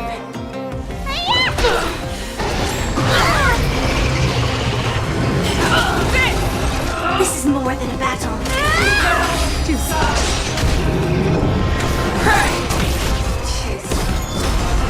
Pierces your skin!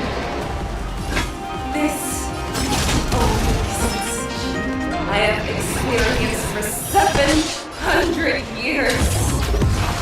Pain!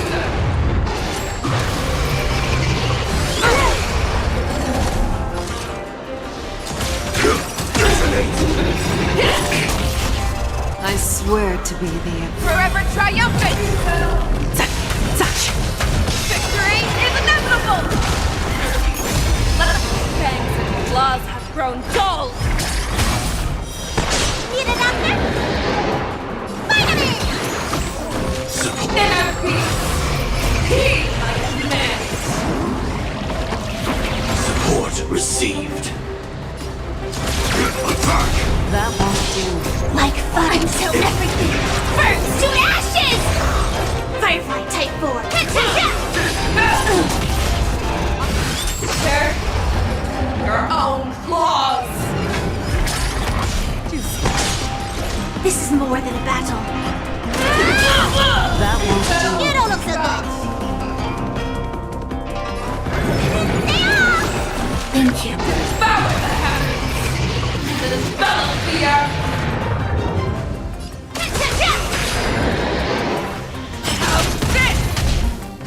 Recalibrating.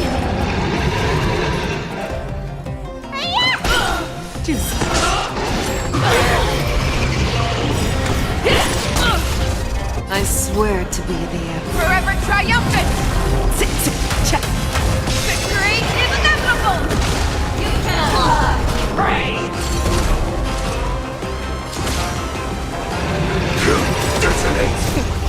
What's in your prescription? Make your move, Hule.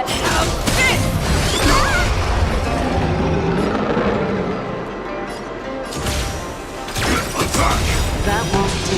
Like until everything burns to ashes! Firefly Type 4. Fight to live! Need a doctor? Finally! Thank you. Make your move. Let the hunt begin! Set the seas aflame! Let me tend your wounds. You are worthy. Your own strength! Never hesitate! That won't do. What's in your prescription? Thank you. I swear to Keep fighting. Forever triumphant! Victory is inevitable!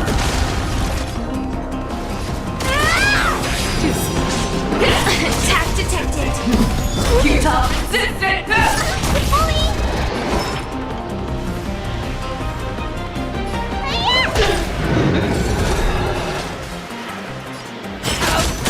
Stand in position.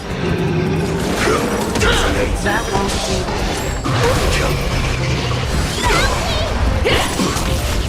I will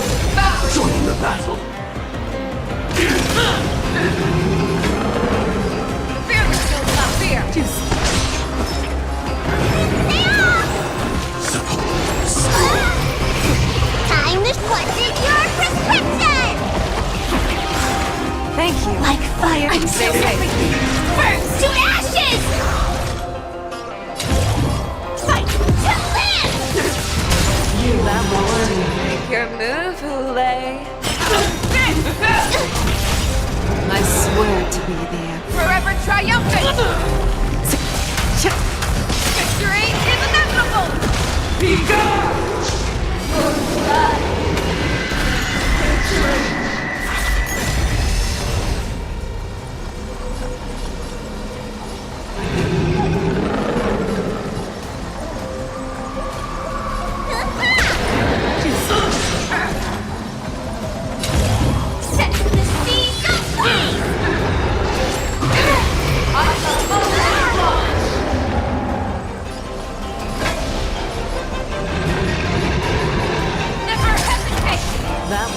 Let me tend your wounds!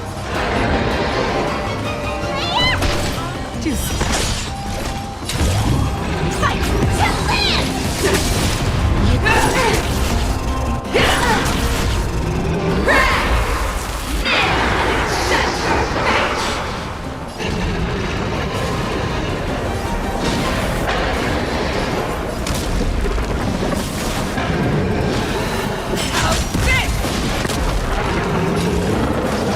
Set the scene ablaze!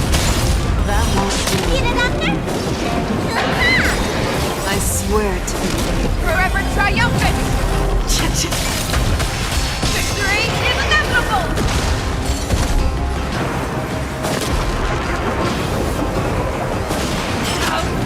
Join the battle. Let me tend your wounds!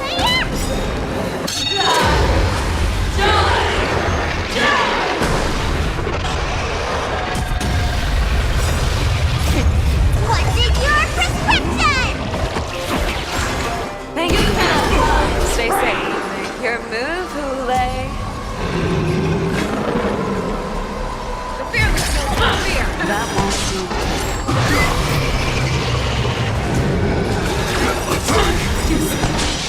Like fun till everything burns to ashes! Fight to live!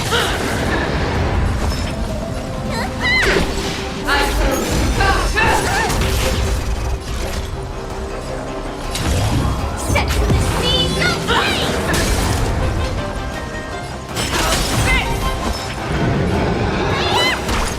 That won't do. I swear to be there. Forever triumphant! Victory is inevitable! Fight to live! You're falling apart on your own.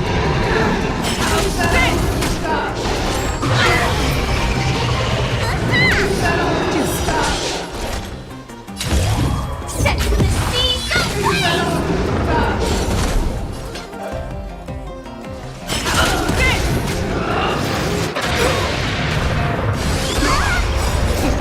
What's in your prescription? Support received. That won't do. Calculating.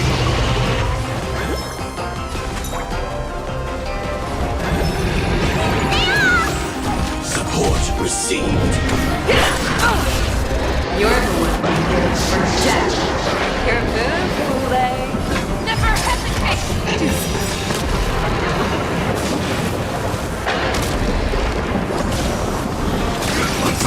That won't do.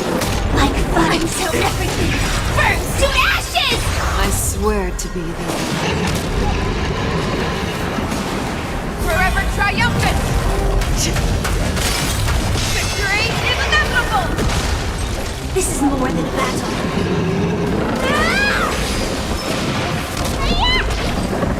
Your move. Fearless knows no fear! Fight to live! That won't do. Make your move.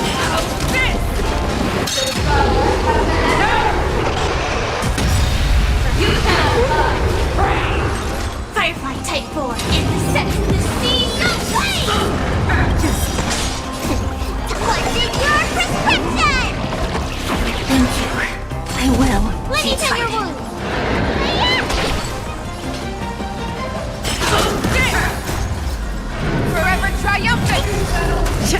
Victory is inevitable! Sam in position. That won't do. Need a doctor? Your move?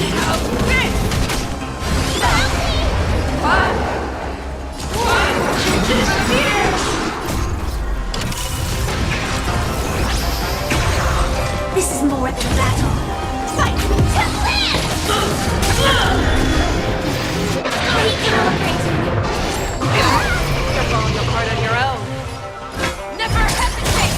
That won't do. Set to the seas of pain! Let me tend your wounds. Vitamin! Thank you. What's in your prescription? Thank you. I swear to be Forever triumphant! Victory is inevitable!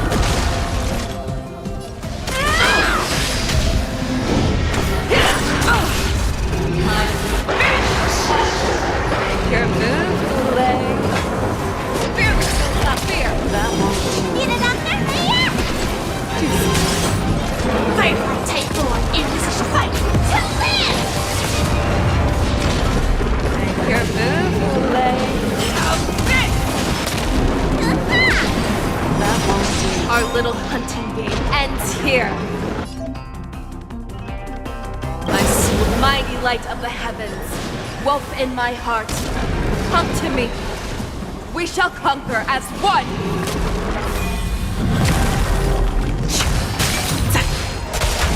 Victory is inevitable!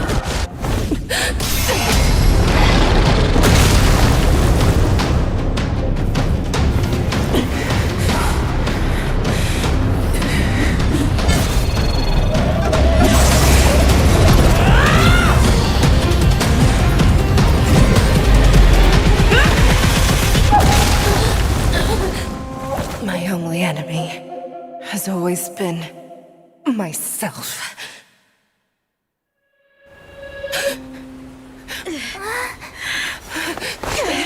General. General, you're awake.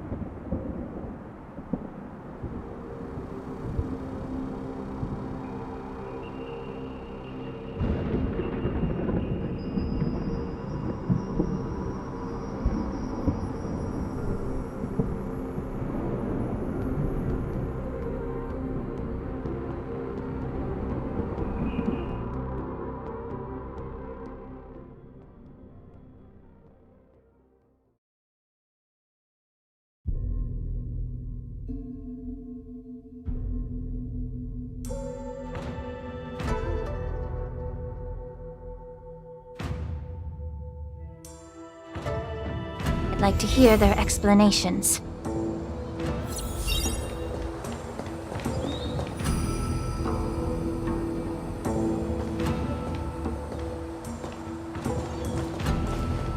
Welcome, Miss Lingsha. I am Preceptor Tauron. Greetings, my honored preceptor. It's been a while since we last touched base. I've brought a friend with me today. I believe you're already familiar with each other. Tauron? Elder Tauron? I remember when I was exiled, you were on the verge of passing on. What's with this new look? All of this is thanks to your past life. Had you not been so rash, I wouldn't have had to walk such a dangerous road to free our clan, becoming this specter of my former self. Dan Heng, you've returned twice, but it seems that meeting us fossils wasn't on your agenda. Regrettable indeed. Now here you are to meet me anyway. Life does love its ironies, doesn't it? I didn't come here with Miss Lingsha today to reminisce. Indeed. When the Cauldron Master extends an invitation, it's only proper for the preceptors to attend. As the newly appointed Cauldron Master, there's been much to take care of within the Alchemy Commission. It's only now that I've had the chance to speak with you. Please forgive the delay, Elder. I sent over some evidence regarding the prison break in the Shackling prison. I trust you've already looked it over. Yes. You sent us the remains of Mara-struck soldiers, a map of the Shackling prison, and a semblance reversion essence pill. These are the remains of assassins who used Cloud Hymn magic to conceal their tracks. They aided in the Borison's escape, allowing them unimpeded passage through the Shackling prison. That marked-up map is a map of prisoners' escape routes. Vidyadhara craftsmen once made blueprints for the prison's construction, so I imagine, Mr. Tauran, you have a similar map in your possession. This pill is semblance reversion essence. Indeed. I helped plot the prison break in the Shackling prison. So, the disciples of Sanctus Medicus joining forces with the Lord Ravager to stir up trouble in the Alchemy Commission, the introduction of the Stellaron, and the Ambrosial Arbor's resurrection all have something to do with the Vidyadhara. That's right. Are you surprised? After all, both of you were sent here by the Seat of Divine Foresight as messengers to hear my confession, weren't you? Ever since the sedition of Imbibitor Lunae, the population of the Vidyadhara has dwindled. With the High Elder exiled, a few of us preceptors had to do what we could to turn the tide. My methods might have been drastic, perhaps even incomprehensible. But it was all for one cause. The survival of the Vidyadhara. Yet, the Xianzhou natives zealously forbid any plague marks and did nothing while the Vidyadhara suffered. Danheng, Lingsha, as Vidyadhara, you should understand the desperation behind my actions. All I've tried to do is to ensure our survival. I'm well aware of the challenges the Vidyadhara face. Fighting for survival isn't a sin. But Elder, your actions have gone beyond mere survival. You've become a beast driven solely by the propagation, devoid of even a hint of empathy. Oh. Despite calling ourselves a noble draconic bloodline, at our core, we're merely bipedal beasts. The survival of our kind is paramount. If I hadn't resorted to beastly actions, the Vidyadhara might not even exist. The sages show no mercy, as the old wisdom goes. When the High Elder abandoned our people's survival, I had to shoulder the world's sins alone. Lingsha, Danheng, the past is behind us, but the future of the Vidyadhara still lies within your grasp. The situation on the Xianzhou Luofu has changed rapidly. As Vidyadhara, we must unite in purpose and avoid the mistakes of the previous Imbibitor Lunae. I was initially skeptical about the Vidyadhara's betrayal of the Alliance. But after hearing your confession, I realized that there is no point in talking about trust. Breaking the covenant of our alliance will bring war upon the Vidyadhara. Even if we are able to have offspring again, what difference will it make? Once my plan succeeds, the Alliance will see the Vidyadhara as their saviors, because both parties ultimately share the same interests. So now that survival won't convince us, you want to talk about interests? For 1,000 years, the Alliance has been engaged in brutal warfare against the denizens of abundance. Yet victory has remained beyond reach. Have you ever wondered why? Should the Alliance emerge victorious, they will inevitably become the next denizens of abundance. However, if they suffer defeat, the Alliance will face extinction. Thus, the Alliance has deceitfully upheld this precarious balance. However, I have a way to escape from this dilemma. The Alliance's path to salvation lies within the secret of dragon transmutation. Imagine if there were a way to transform other life forms into Vidyadhara. The Alliance would then possess an endless stream of soldiers and would not need to worry about casualties. Once the war ended, these soldiers would cease reproduction, eliminating concerns of overpopulation. This is the way to salvation for the Xianzhou Alliance. The ultimate path to end the universe's suffering under the immortality plague. Only we, the Vidyadhara, can achieve this. So, you relied on this rhetoric to manipulate the ignorant members of the Vidyadhara into serving you. I am deeply disappointed in you, Elder. Your thoughts and intentions are completely devoid of empathy. Cloud Knights! Hold it!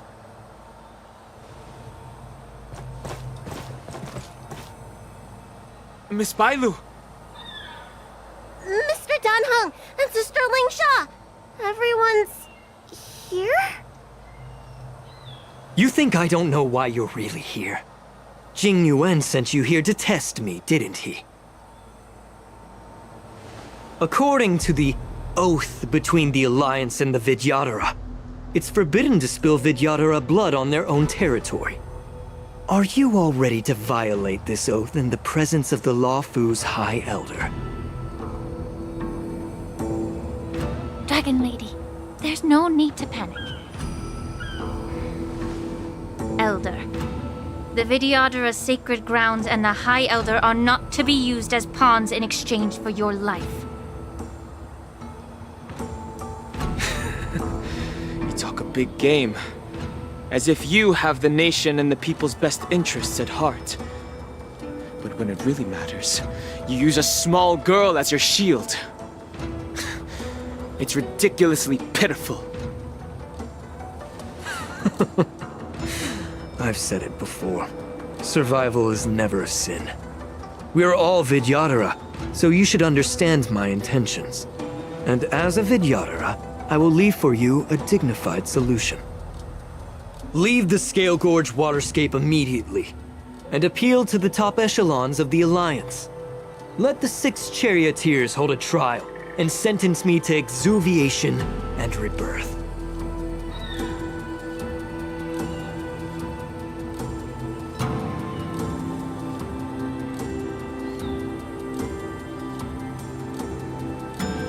I see right through your plans, Mr. Taoran.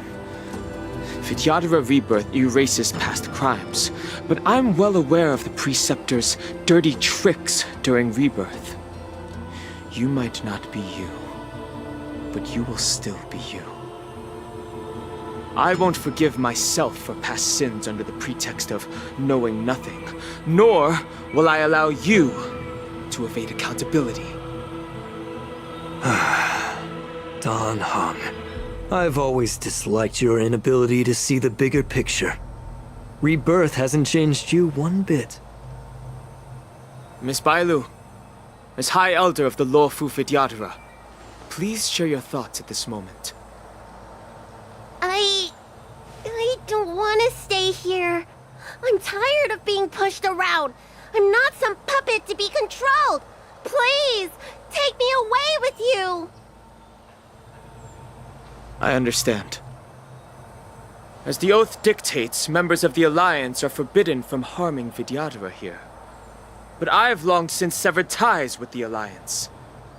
Right now, I'm simply a nameless, free to come and go as I please.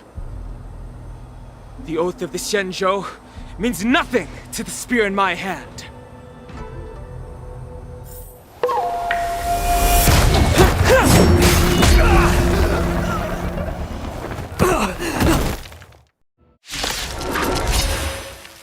Get them!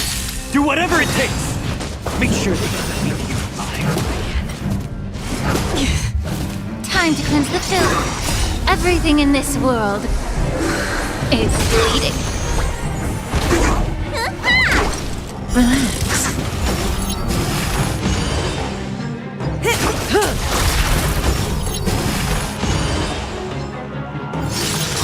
slaughters of oblivion. I weep for the departed. It too shall fall. Again? Secret of a safe. Stand still. Time to say bye. Boom.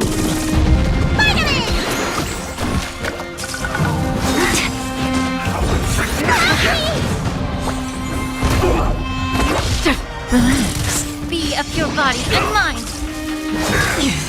A miracle.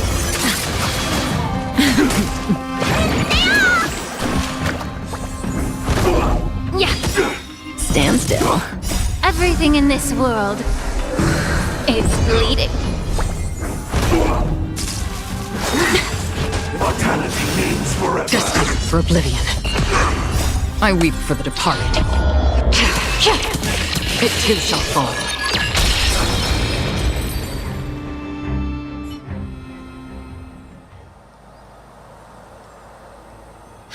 Dragon Lady, are you all right? I'm fine. Thank you for rescuing me.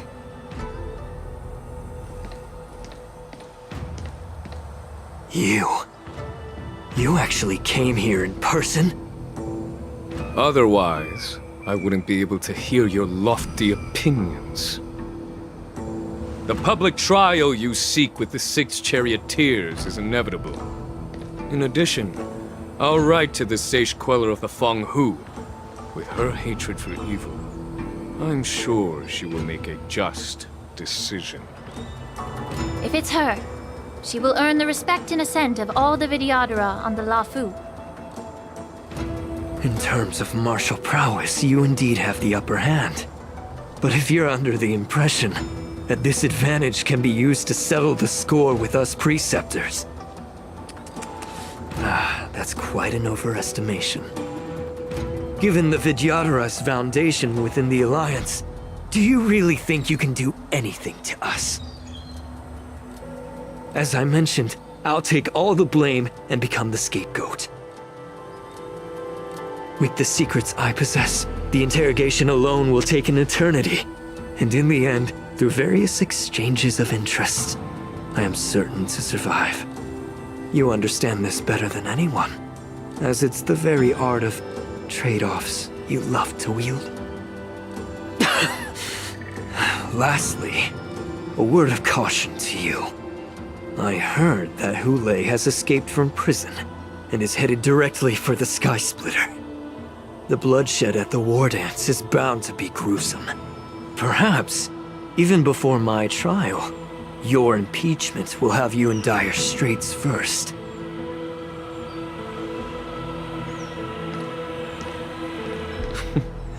Regrettably, Mr. Taoran, the Sky Splitter only hosted Cloud Knights today. No audience. And just moments ago, Hule was executed by the Cloud Knights.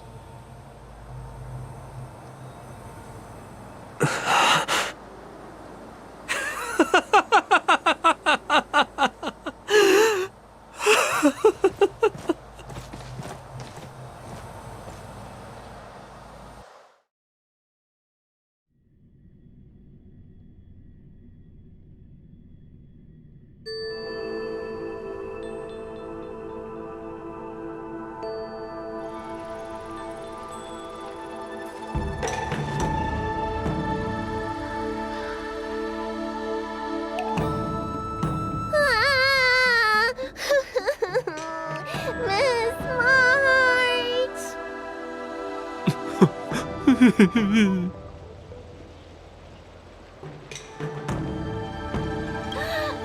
March! My dear Miss March! I was only in the bathroom for a little bit, and you've already arranged my death? Hey, can't you play some normal games with Dragon Lady?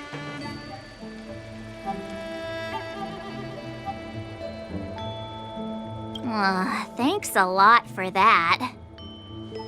All right, enough playing. It's time to visit my masters. The infirmary is right over there. You can go by yourselves. Oh, come back and visit me when you have time. Next time, let's not play overly realistic make-believe with this doofus, okay? Well, there's not much I could do. General Fei Xiao didn't really give me any chance to shine during this wolf hunt operation. If I had been in the ring, I could have knocked down 10 Hulays with just one strike. You sound exactly like Master Yanqing.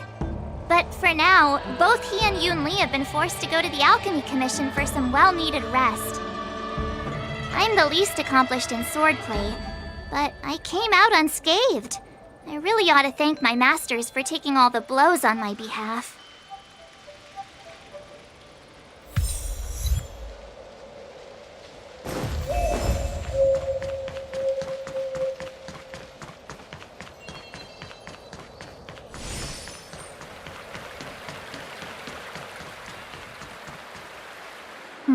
Look who's here. The beloved Trailblazer and the charming March 7th. You came to the Alchemy Commission today. Oh, I get it. You are here with March to visit her masters, aren't you? Exactly. How are my masters doing at the moment? Unfortunately, only one master is here. I'm doing fine.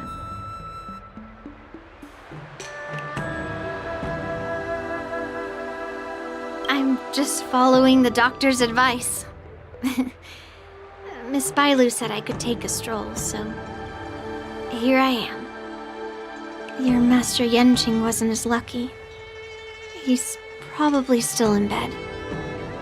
Considering the intense battle with Hulei, and then with General Fei Xiao, the rigorous sparring session with her, his small body couldn't take it anymore. Master Yun Li, didn't you also engage in combat? The little babies from the Luofu just don't have the resilience that us kids from the Zhuming have. I heard from Moza about the tough battle against the wolf troopers. You fought alongside Moza. Did you get hurt?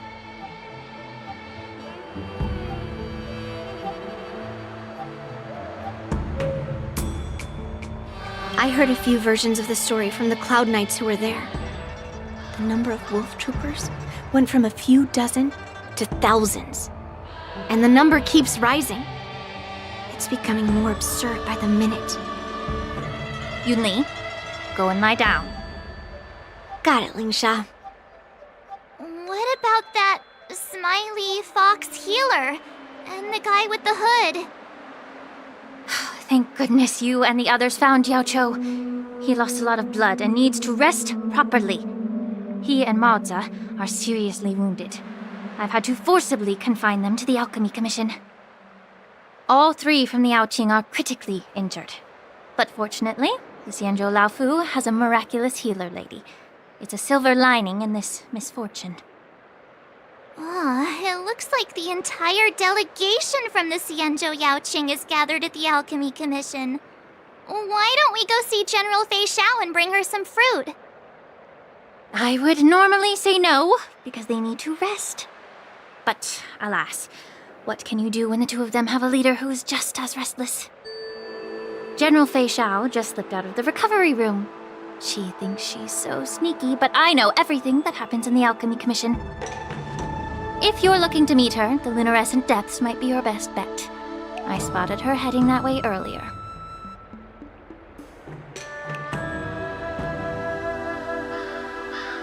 The sound of those footsteps.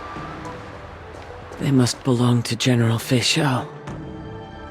Out and about, despite the doctor's orders.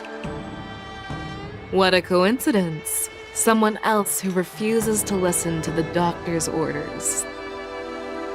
Well, being a doctor myself, I don't think my knowledge of my own body is inferior to the Dragon Lady's.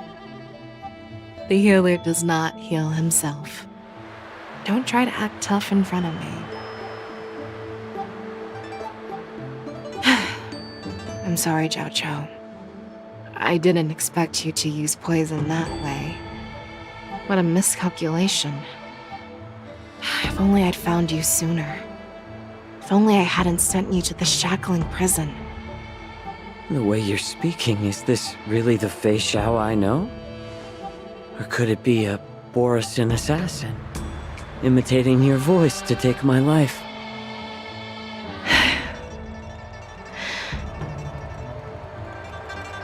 Xianzhou, your eyes. You can't see anymore, can you?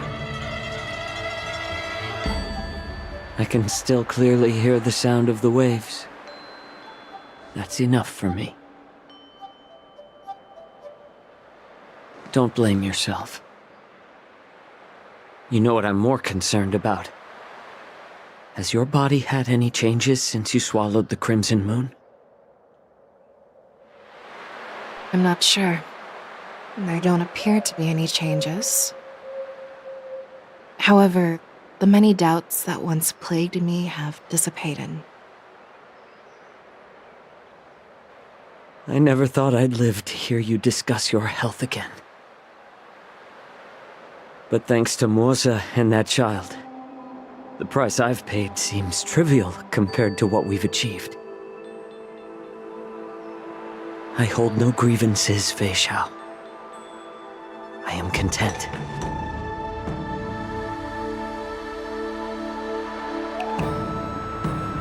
I don't know how to offer words of comfort, nor do I know much about curing others' ailments. I am just a warrior, so my pledge to you is simple. An eye for an eye. So you were here too. In this vast universe, there's bound to be someone who can heal your eyes. I'll find them. But until then... The threat behind all this chaos needs to be dealt with.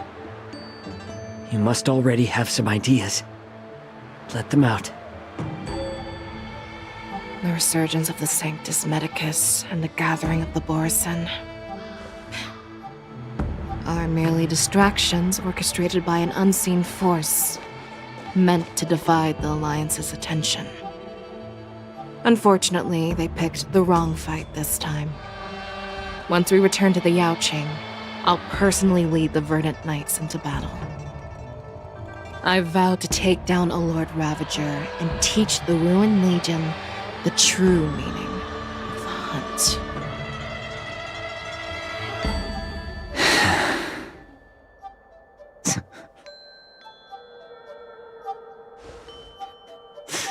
I knew it. You've always been so impatient.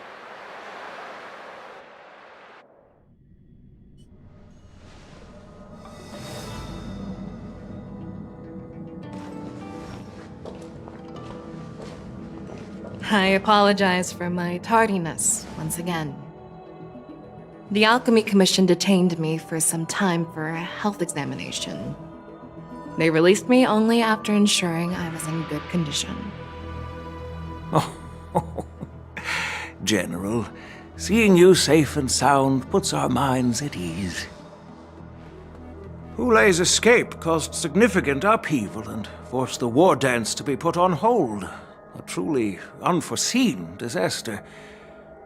Fortunately, the younger generation showed their valor. They bravely tackled the crisis, putting an end to the disaster and providing a glimmer of hope in a dire situation. Before Master Diviner Fu Xuan's departure for the Yutre, I consulted with her about the war dance.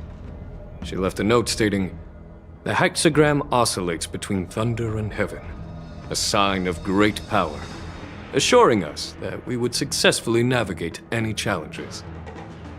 She advised me to trust the younger generation's abilities and let them lead. Her predictions, it appears, have come true. It's just... the Xianzhou Luofu's long-standing duty of keeping Hulei imprisoned ended with his death on the Sky Splitter. This event is likely to bring much criticism from the Alliance's upper ranks. However, Hulei's demise might actually be a blessing in disguise. Broadcasting this news could derail the Borison's resurgence and quash the ambitions of those who wish to take advantage of his return. Hand over Hulei's remains to the Xianzhou Yaoqing, and I'll handle the explanations to the Alliance. But what about the war dance? While the Wolf Hunt mission was a success, the events on the Sky Splitter remain a secret. However, the news of the Borison's attacks on the streets will spread like wildfire.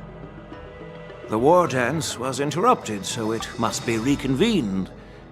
As for the people who witnessed the attacks, beyond placating them, we also need to show them the Xianzhou Cloud Knight's fearless dedication. On the war dance's opening day, Rogue Borison attempted to stir up panic, but was swiftly neutralized by the Merlin's Claw and the Cloud Knights. A genuine tale of heroism that will captivate and calm the public. As Elder Huaiyan suggests, the Law Fu will do its best to heal the wounded and compensate those who were affected. We aim to reopen the war dance in the coming weeks. This settles the immediate concerns on the Law Fu, but my thoughts linger on the orchestrator behind these events.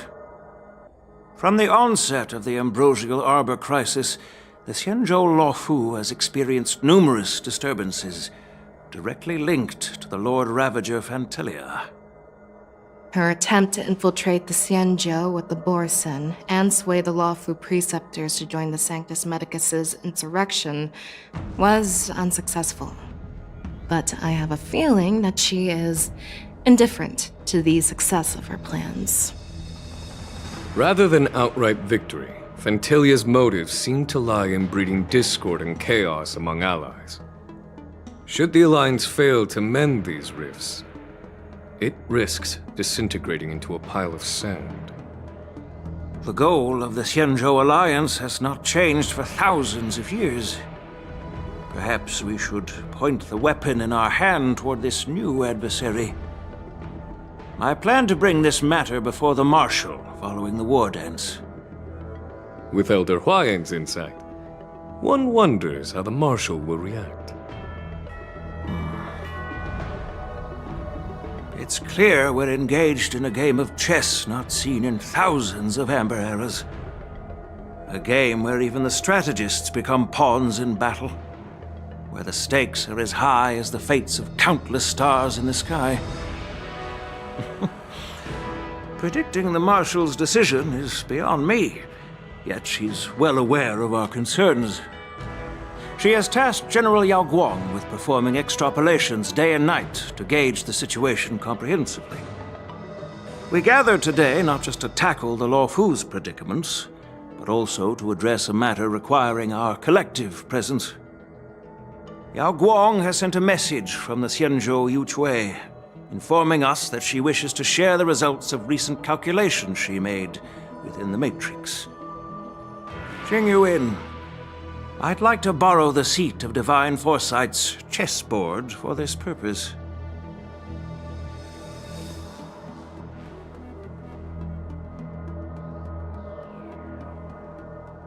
Hello, everyone. It's been a long time. Over 3 decades have passed since we last convened. And I've dearly missed each of you generals during this time. Was the Seer strategist thinking of us or thinking of the fates we're destined for? The Merlin's Claw. As blunt as always. Though not everyone's cup of tea, huh? You once told Jing Yuan, "You're lucky that I'm the one who came this time. If it were the Seer strategist, this conversation might not be so friendly." I'm intrigued. Did the conversation really come to pass? I've never heard anyone mention that the Decalite reflection barrier could eavesdrop on even the quietest whispers. It appears that the Marshal sent not just 2 generals to the Luofu, but an uninvited 3rd guest as well. People have been saying that Mr. Jing Yuan's intellect shines as brightly as the Seer strategist's. With the Luofu caught in such strife, The Yuchwei couldn't just stand by and watch. Seer strategist, our time with the Yellow Bell is limited. Let's get straight to the point. Alright. Thanks to Mr. Genuine, the interrogation of the two prisoners on the Yuchwei has concluded. Mr. Genuine's speculations were correct. Of the crimes they confessed to, planting a Stellaron on the La Fu was a complete fabrication meant to mislead. Their real aim was to secure a meeting with the Marshal to present their Godslayer protocol, a strategy they firmly believe in. And what was this grand strategy proposed by Jing Liu and that traveler? The narrative they painted was vast and difficult to put into words. It all revolves around the coffin of the blonde traveler. To be precise, it's the remnants of the propagation. The remains of the swarm author? More accurately, it's a fragment of the divine body. In the future they depicted, this fragment serves as the final nail, sealing the fate of the plague's author and securing its doom. Before reaching that point, battling the gods necessitates a larger alliance. Hence, they sought out an ally for the Xianzhou. I assume you've all heard of the famed Genius Society member number 81, Ron May, haven't you? The Eye of the Yuchwei has just seen this uninvited guest arrive on the Xianzhou Lafu. 3, 2, 1. Right on time. Now, as for the best way to receive our distinguished guest, I'll leave that in your capable hands. Do you remember your name? My name is Tingyun. I serve as an ambassador of the Whistling Flames Merchant Guild on the Xianzhou Lafu.